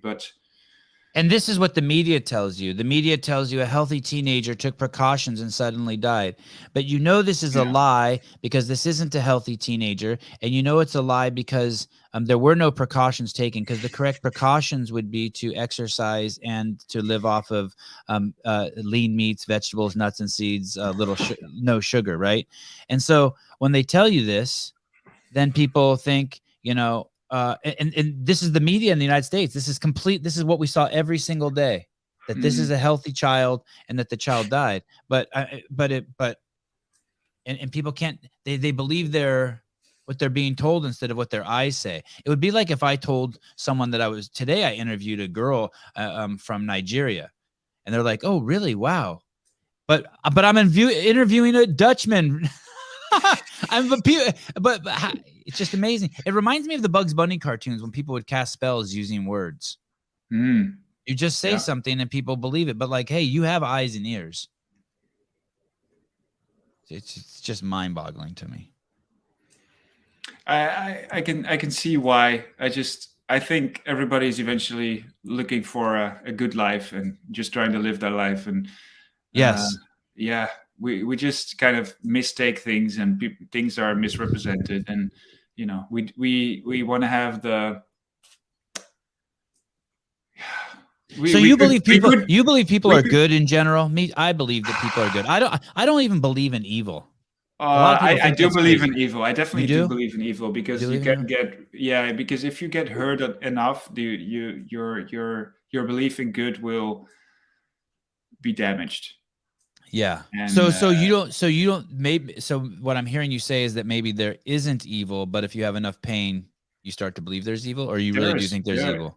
Well, people can do a lot of evil. There's definitely evil being done right now to wherever. There's evil in the world, and the interesting thing is there must be evil, because it's the polarity between, there has to be evil, because otherwise we don't know what good is. So we need it.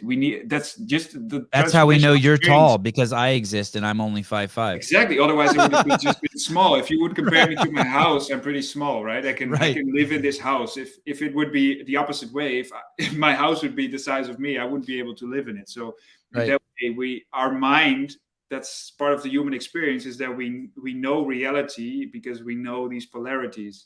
And we can only know when something's even with relative. It's all relative. Well, yeah, but it's not meaningless, because relative sounds like it's without meaning. But okay, fair.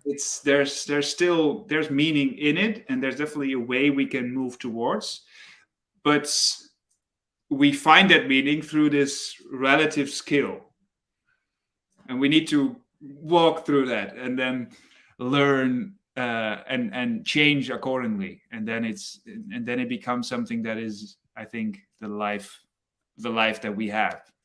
Because if it was all relative, then you wouldn't be able to know what good was and what evil was. And I think some people are like that. Sure.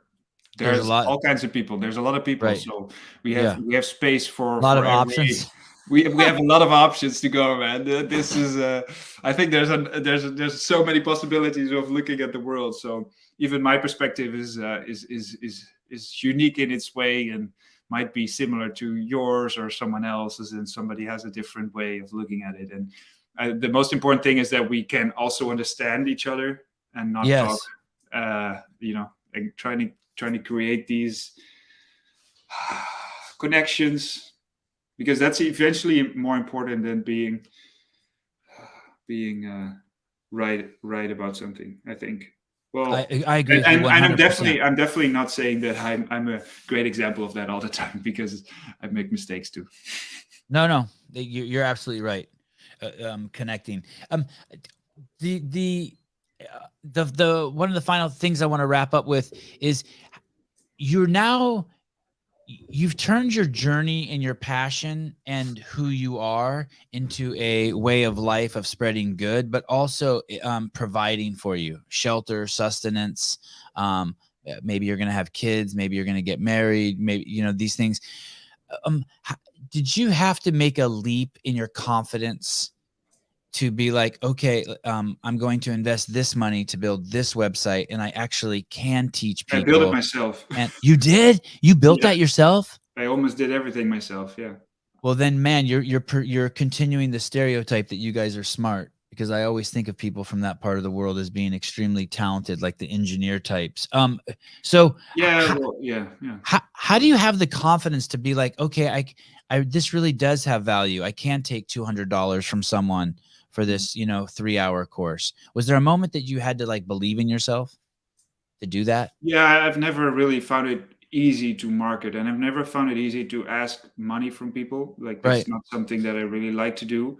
But I've grown more confident in what I have to teach and what I have to offer, because I know that there's almost no person who has spent so much time actually thinking about the thing that I'm doing. So, and coaching it at the same time. So I realized that there are just a lot of people who have a normal job, a wife, a kids. They have they have maybe one maybe 2 hours in a week where they have time to invest learning these awesome tools. So what I can offer them is a way to directly go to the secret, like get the foundations right, correct, and don't have to spend so much time trying to evolve this on their own. Because, for example, the masterclass, it took me like 1.5 years of just like these evenings where I would just swing and think about how does this connect to this. It took me a long time to figure this stuff out, and I can't say it's perfect right out of the bat, because right now I'm also like, okay, I can offer so much more now I've got this, right? Because I'm also learning from the creative experience there. But Yeah. I've grown confident in the fact that it's actually worth it, and people have been reviewing, that it's that it's a great value and all these types of things. So I'm starting to get more confident with it. But at the beginning, I was definitely not. It was a big risk. The first online course that I made, I paid it from my own savings. Like, you just get an online course, and I paid a lot of money to get, to buy it, to pay for to the film it, editors, everything, yeah, to film it. And then I had like a whole year of actually preparing for it, which of course you don't get paid as an entrepreneur, because you spend your own hours, right? So it was a big risk. But then again, I also, at the other part, I also make sure that I had already a decent following, and I was already, it was a risk, but at the same time it was a calculated risk, because I was also investing. Like, I was showing a lot of people just free exercises to teach already on YouTube and Instagram. So people knew me as a coach already, so they knew I had something to offer. A lot of people liked what I taught. So I figured, if I do this in a professional way, and I add, a lot of I just dial it down to something, that's when it becomes worth. That's actually when worth starts to appear. So in that way, I can rationalize that there's something of worth now, instead of me just trying to take money and trying to. It's a learning experience, and I'm not there yet. I definitely know that in 5 years. Oh, you're there, man. No, I'm not. I'm not. Yeah, but that's also because I have this vision. I know that in 5 years I'll be like laughing at my current version. I'll be like, oh my god, you didn't know anything yet. Oh, that's interesting you say that. I'll tell you a story. So when Greg Glassman first developed CrossFit, he gave it all away for free on the internet, and people told him he was crazy. And he gave it all away for free on the internet, and then he started selling the seminars, and he would film the seminars and then give and publish the seminars even for free on the internet. And then what ended up happening is people wanted it in person, and you would come on your first day, and he would say to you, everything I'm about to teach you over the next 3 days, a 12-year-old who has just a little bit of knowledge. This is 2008 or 9, 2006, 7. Anyone who, a 12-year-old who can use the internet, can get all of this for free. But you've chosen to come here. And of course, the seminars, the organized, like the stuff you have on the master's class or being with you in person, is far superior. But he still gave it away all for free, like the way you do on the internet. Anyone can go to your YouTube channel and just dig through all the stuff. And it really is the way. It's the future. It's you could be guarded, but no one would know who you are. But basically, the way you just are constantly publishing on your YouTube, you're constantly giving away this free. And then if people want it structured, organized, they can either do you do in person? Yeah. You said you went to the United States 2 years ago, and you do in-person seminars, or in our current time and struggle, you can do these beautiful ones on the internet. It's really and I'm cool. Also, what I also noticed is, because I've opened like this creative, like it's like a spark or something that pushes through.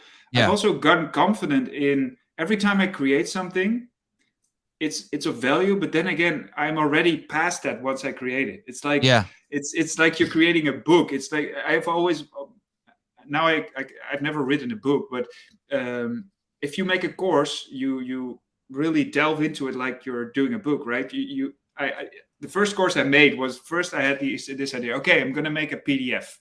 2 pages. I'm going to make a PDF. And I started to write things down. And I'm like, oh, this is going to be a long PDF. Maybe I should just film it here by myself. And then I make a video thing out of it. And I just sell it for $20.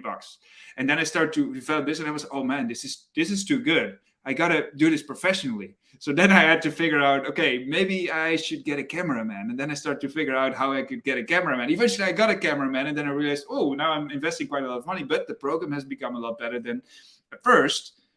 And then, so but it started with this small idea, and I just took action on that small idea.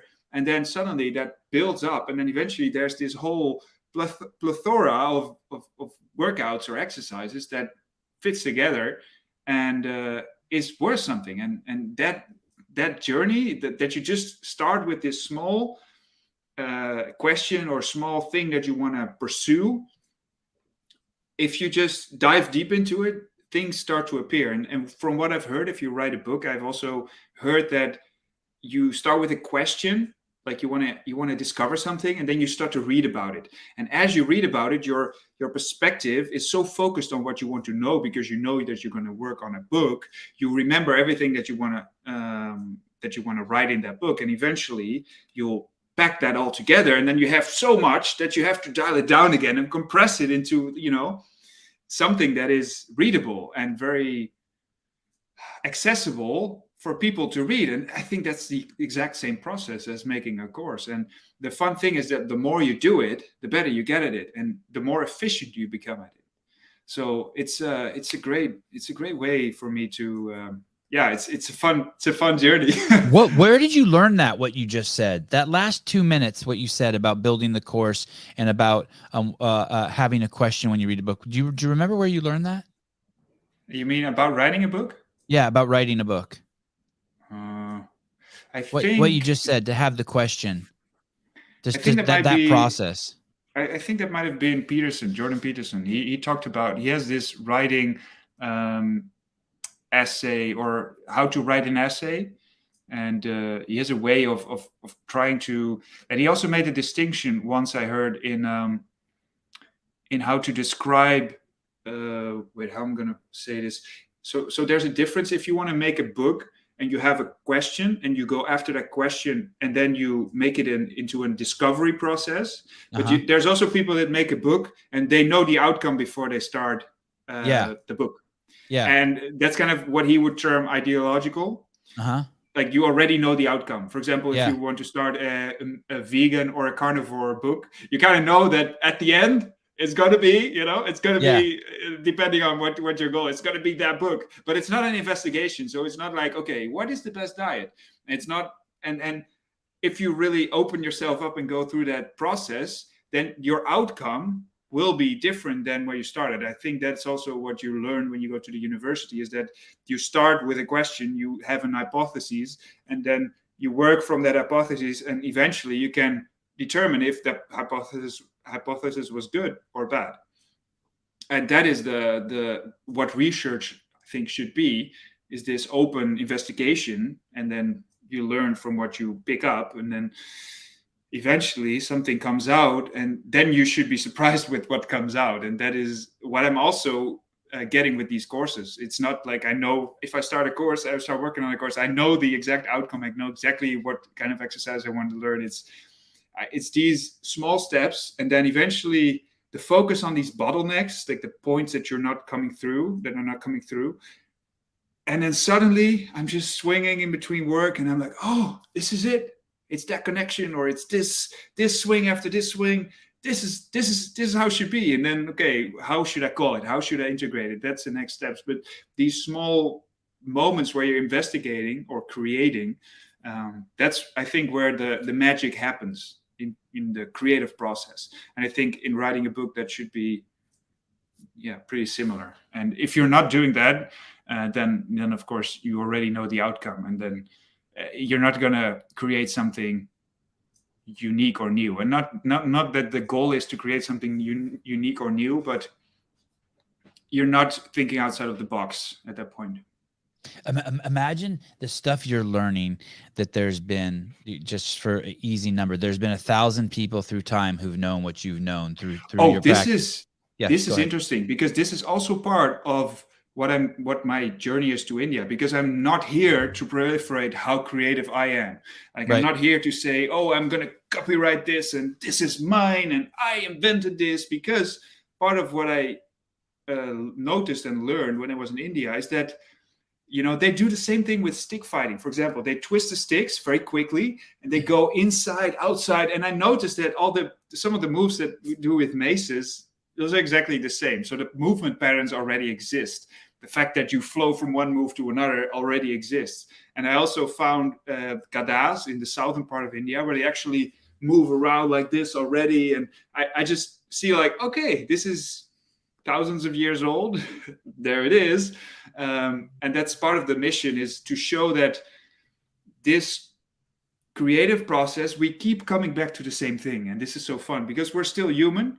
We can all move our shoulder in the same way. I can just show you this and you can repeat. And it doesn't matter from which country you are. It doesn't matter from which region in the world. You can still do this move. So that means that whenever you're practicing something with this move, you're eventually going to create patterns that are possible, because that's what we're trying to do within exercise or movement, is you try to see what's possible with the body. And that investigation can be very from your own mind. So what I'm doing a lot is I really, there's really nobody I discuss this with, only with myself. So it's a very individual process. But you can also learn it from, for example, one of my courses where I gone through this investigation. But I'm not saying, oh, you should call it the same way. It's this transition should be called this. I'm just giving, something that, okay, I call it this transition, but that's only because in my mind it moves around in this way, and that's why it fits together like this. But you're giving somebody an opportunity to have something that they can work with afterwards. So they can go on their creative journey. So they should also, like, I'm inviting people to start this creative process because it has helped me so much. And that's exactly where I was going to go with it. Specifically, there may have been 1,000 people in time who've known what you've known since the beginning, since Adam and Eve, but there's no one in time who's had the tools that you have that influence the way you think about it for sharing it. So there may have been someone 500 years ago in India who had the same journey you did, but they didn't think of, how would I share this with the camera? How would I share this with a microphone? How would I share this from 2 different countries? How am I going to travel with these maces? Did you notice that, like, even if it's the same, we're in a whole new era of how it's to be expressed, with a whole new variety of tools to the outside world to be shared. And it's just, I'm exhilarated by that. I'm just like, it's like the greatest part of humanity right now. It's the part everyone should be focused on. Like, we can just, like, we were talking about all the shitty shit we can share about COVID and mask and what to be afraid of, whatnot. This is like, you have all of those same tools that spread that fear to spread this love, to spread this gift of cultivating self-awareness, movement, body health, blah, blah, blah. And this tool that you use to move, to think about the movement, a scientist could do this to think about molecules and atoms, and he could get into a flow state with his body so that damn it, I'm all blurry. There I am. Yeah, there you are. He could use your tool to explore other outside boundaries. And I just think it's awesome. But the process is the same. Yeah, I love the way you're putting it, because a scientist, it doesn't even have to involve the body. It's just we can be creative as humans. We can think outside. We can think up things, right? We can connect things. We can connect dots from our own way. But why I'm so passionate about it is because I didn't realize this until I was like 22 or 23. Oh, you're so lucky. Hey, I bet you 95% of people die and never realize it. All right. I know. Of course, we always, in hindsight, it's always good to know. But in my experience, it took a long time for me to realize this, right? Thinking is a fascinating process. Once you know how to think, you realize that you're like, holy shit. Like, I remember I was probably in my late 30s and I mid 20s, and I started learning how to think, and I was like, holy shit, this is crazy. I've had this brain for this long and I never used it. Because you say all the time, I was thinking, but really you weren't. No. You're just looping. It's like a loop. Yes. And for me, there's a lot of, in my youth, I had a lot of going on, a lot of just you're being lot of thought brain. instead of doing the thinking. Yeah, just a lot of monkey activity, like brrr, just thinking for other people, trying to thinking for other people, and then also being very very sensitive to what other people think and say, and then Yes. trying to loop that when you're waking up in the middle of the night, and like brrr, it's very it's very unhelpful in my mind. So I'm very happy, and I'm very happy that I'm out of that situation. At least that I'm not that I've evolved out of it. But I also believe that that is the whole purpose of being human. It's like we got to evolve, just like we move from being a child, a baby, we move to teenager, and we all think this is normal, right? To move towards a teenager, we call it, oh, he's now a teenager, but this is actually evolving through the next stage. And if you're not letting yourself evolve to that point, if you're like resisting it, or you're not letting it come through you and move through you, go through that transformational experience, you're missing out on life. It's funny the way you say it. It's so hard to do, and yet you described it perfectly. Letting it. It's like the hardest thing to do, and yet you have to let it. It can happen on its own. You can change witness it. Change is the only thing that's constant. So it's happening if you want it or not. So you gotta adapt. You gotta be able to, like, eventually there will be a new thing. Even with these courses, there probably will be a new invention within a few years that this will look very ancient, right? Yeah. So I would continue this now for like 20, 30 years. In 30 years I'll be broke because nobody would watch the certain type of videos that I would make right now, right? So they'll all be in the metaverse. Yeah, just like with your podcast, maybe we'll have new opportunities of talking to each other, maybe in 3D or something. If you wouldn't evolve with that while the other ones are, then eventually you would leave behind. So we have to stay on touch with what we're doing. We have to stay we have to be in touch with that force that is pushing us to the next stage, being a little bit uncomfortable, and then we're comfortable, and then a little uncomfortable, and if you keep on that wave, then you're surfing, and then you're in flow. Yes. Did you know? Did you talk about like projecting and like my interpretation is that you see where this is going, that you're kind of already to use Patrick Bet-David's words, you're 5 moves ahead of us. You already are who the world's going to see you as in 3 years or 4 years. Even when I see you being interviewed now on this podcast versus the interviews I saw from 2 years ago, it's a completely different, subtle but profound different energy and presence coming off of you.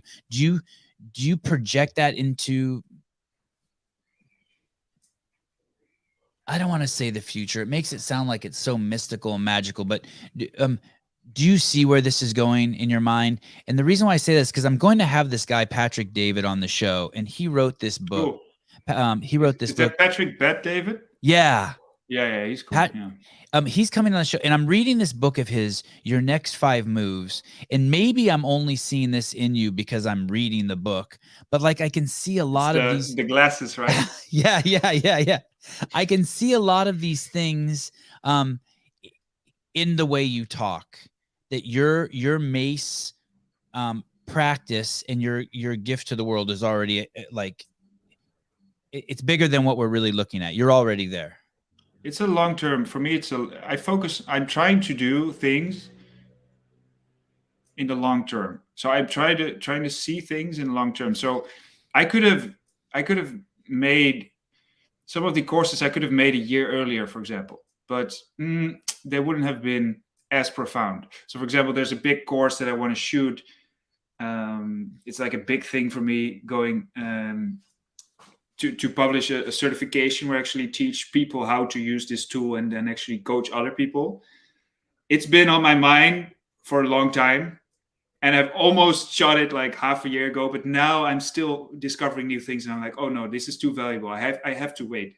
I have to be patient because the process is still refining. It's still starting to become better, right? It's so in that way, I kind of learn that things will appear, like you're saying, if you watched 2 years ago, like you will grow into that version because you're planting the right seeds in that time. Like I'm not trying to now make as much money as I can, and just like everyone who comes in, I'm like trying to funnel them and like be like, oh, marketing. It doesn't feel correct, because I want them to be, part of what I do, and I also want to know that in the future things are going to be, even cooler than they already are. So I feel like I'm moving. I do feel like if you project things in the future and you envision it and you focus on it, then eventually you will grow into that, because it's a really deep question, how you move to the next phase in your life. It's a really deep question. I see you allude to it. I see you've alluded to it in this podcast. You've alluded to others, and it is, and like I said, maybe I'm just looking for it because I'm also in that journey. I'm also in. I have certain. They may sound arrogant, but I'll kind of drag you into it with me. It's like what you said. You don't think that there's a lot of people, if anyone, who's thinking about doing the Mace as much as you. Well, I do this podcast every single morning, and I've been interviewing people since the very first day Apple released its editing software, Final Cut Pro. I bought the computer and that software the day it came out. I plugged it into the cigarette lighter while living in my car, and I started editing. I was the chief marketing officer, the executive director of a media company that grew CrossFit as the fastest growing chain in the history of the United States, faster in the world, faster than Subway, Starbucks, Apple, all of those fuckers. And yet here I am now, just starting my little baby journey doing podcasting. But I think like I'm some sort of like mixture of Joe Rogan and Howard Stern fucked and had a baby, and it's me. Now 49 years old, here I am to take over the world. And it's but I say it with like no, I kind of don't care if it happens or it doesn't happen, but I already see it. Like it's weird. I can't explain it. But when I read this book and I see some of the stuff you're talking about, I'm like, wow, maybe they can give me some insight into what I'm experiencing. And I know the answer. It came into my head. Yo, please. The thing that share. I was missing when I was trying to speak about it. It's consistency. Yes. Consistency. Consistency. Yeah. Well, that's it. Is that back to the discipline? Yeah. That is my discipline. I'm very consistent. So for example, the trying out in the evening, practicing trying out things, I do that quite regularly, like at least 4 times a week. Where other people go social to social, drink with people, go outside for dinner, I'm swinging and trying to figure things out. And I know that could be a big sacrifice for someone else, but because I'm so focused and I know the path that I want to go to, for me it's the most obvious thing, because I know that in a few years I got to deliver on this and this and this and this. So I have to be consistent to be able to deliver that. So in a way, you grow towards you take a vision of where you are right now, and then you determine which steps are necessary for that. You implement them in your routines, and then you be consistent at it. Like the thing that I do with India, it's really funny because 5 years ago, nobody knew what I was doing in India. So it wasn't worth as much. But I've been there every year consistently, and I've grown in me being able to do that. Like there's almost nobody going to India to do these ikaras. So if I would have gone only once, I would have been one of the people that have gone there and did it. I'm not the only one, by the way. There are more people who have gone to India to discover this, but I am the most consistent at it. So right now I'm getting the most contacts. I am actually getting famous in India for me being, it wasn't the goal, but I've been consistent, and it grew into that because now I have a lot of contacts if I go to India. a lot of people, they you actually have friends too. You actually have friends. And they reach out to me, come visit my training place, and you get to the most craziest places without having to search for them. So that luxury only came because I invested my own money into purchasing all these travels. Yeah, you cultivated the relationships and all of that. Just like with the courses, I took my own risk. I spent my own money to create the first course. And then eventually, because I created the first course, now you are above 99% of the people, because who wants to do that risk? Who wants to put their own money into it and think that it would be, come out as anything else? And then I keep doing it. So once I start doing something, I keep doing it. So I make more courses. And now what I see is the first year I only made one course. Second year I made 2 courses. Now I've made 3 courses. Next year I've probably made a lot more, because now the process is starting to flow. It's starting to move, and then it starts to pick up. And I think that is what success is being consistent and learning from and adapting and learning from what you're experiencing. Because if I would have gone to Thailand and then next year to South America, the expertise that I now have on this particular subject, this niche in India, is valuable, because nobody has done it in the way that I've done it. And I'm not saying that I'm superior because I've done it, but it's just I took the risk. There's a lot of people who want to do it, but they have their responsibilities, and it's just too much of a leap to actually go to an unknown country on your own and trying to learn how to actually. It's like riding a bicycle, right? You have to fall, and then you have to fall again, and people don't want to take the risk of falling so much. They just want to. Now I only want to do it once I start to drive the bicycle. Yeah. I see someone else, going at full speed. Oh, I want to do that. But they don't want to go through the falling and then trying to pick up speed, and then the small victories and the small defeats. It's why someone buys a 15-kilogram mace on accident to start with, right? Yeah, exactly. They're like, oh, I see him do that. I'm very strong. I can do that. But it's the consistency that I think that is the answer to your prior question.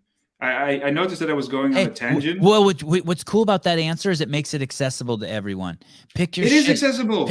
Pick your whatever your thing is, and just be consistent. And you named it perfectly right. I went to the beach the other day. There was a party. While everyone else was at the party, I walked 50 feet away on the beach. I put in my headphones and I listened to I sit in the lotus position. I breathe. I watch my friends, and I listen to podcasts of you being interviewed, and I take notes on questions that people have asked you. And I want to do that.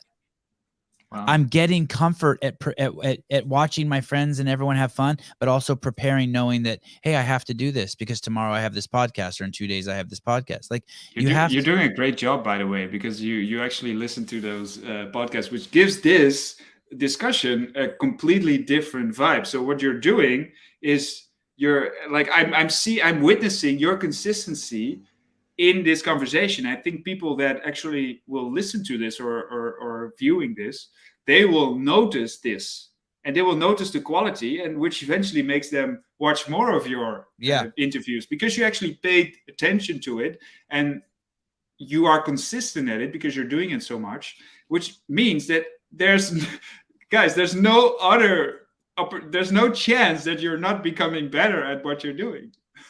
So this is the answer. The answer that I was looking for when I was younger is this. You just have to be consistent and do something every day. If I would have done it with the guitar, I would have been a rock star, man, right now. If I would apply the same thing that I'm doing right now on something that is much more general or much more applicable, maybe in business, whatever it is, making money, or if I would apply the same steps to that as I'm doing right now, you would be a hell of a successful person. But the best thing is when you integrate your passion into that. And that is what I'm trying to do. Yep. I'm trying to do that same thing with passion, which creates eventually something unique, which eventually in the long term will be something very valuable. But in the short term, it might not be, right? Or you might not perceive it as successful. But the whole thing is, eventually when you're successful, you find out that it doesn't really matter that you're successful and you're still there. So you gotta be okay with the whole journey. And the fun thing is the journey. And if you don't enjoy the journey, then being consistent in something is not a lot of fun. Right. Because reaching towards that end point, that is not going to be. There's never gratification there. No, never. A matter of fact, it's kind of like there's almost a mourning, right? You finish working on a course, you're excited, but there's also a little bit of mourning.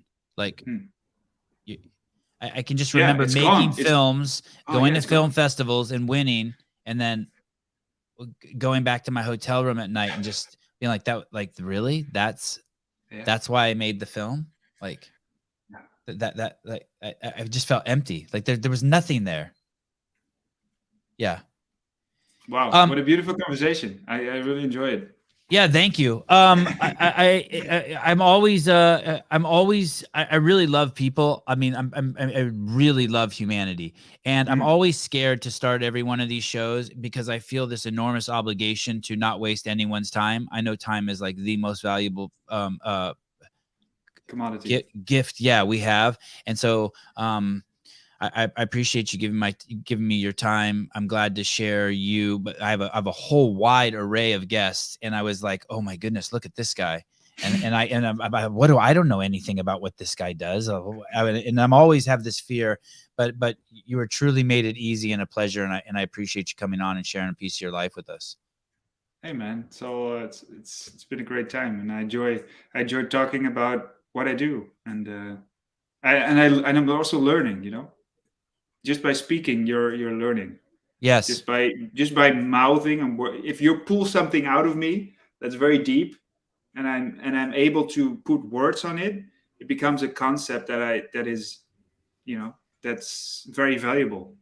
Also for me. So I think you should be, or you shouldn't be anything, but I think that could be something. If you would be more. If you would view yourself as a gateway where people could mouth their own thoughts, and eventually create coherent sentences from those thoughts, then that's very valuable for the guest to be on. So in that way, podcasts are very valuable. I hope I don't get in trouble for this. I view. When I have conversations with people, it is a very, very important goal of mine that the two of us at some point go somewhere into the unknown together. That is like my goal. What can I learn about myself that I didn't know? And what can my guests know? And can we go there holding hands into the unknown and maybe like learn something together? Like I sort of view that. Like that should be our goal of talking. And so I have a blue check mark. And so I use that to lure people like you. I slip into your DMs and I try to woo you with my check mark, like a snake charmer. So I slipped into Patrick Bet David's DMs, and I said, I'd love to have you on my podcast. I promise we will have fun. And I'm like thinking, this guy probably charges $50,000 for 1 hour of consulting. And he says, tell me about your podcast.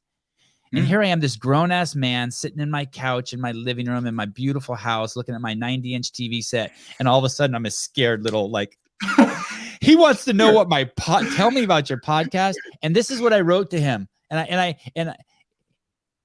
It was so hard for me to write this. I wrote this to him. I said, Patrick, the ideal outcome of every podcast is a journey into the unknown, a playful and honest open dialogue where we can glean a deeper understanding of ourselves. I've learned that this journey can be done using any topic from automobiles to cosmology. We have hundreds of thousands of downloads a week with 52 weeks of steady growth. I love people. I suspect we will have a good time. So and then I sent it, and then I took a screenshot of this and sent this to my producer, and I'm like, fuck, he's never going to come on the show. I sound like an asshole. And within a few hours, he said, perfect, send me an email. I was like, yeah, you're speaking your truth, man. Yeah, you're also convincing me to start podcasting now, because you're very convincing. So hey, that's a very well put Most people, I would say, absolutely do not do it. I would say that to most people. But you truly like people. You truly love people. It's obvious. And what's interesting is Patrick Bet-David loves people too. His podcast, you can just tell, man, he is just a lover of people. And if you love people, it's cool as shit. It's cool as shit. But it's a ton. Like, I do not miss a day. I'm in it to win it. Like, so. I know, but I also know that I don't jump into things very quickly. Yeah. But if I jump into things, I'll be very consistent. So yeah, the moment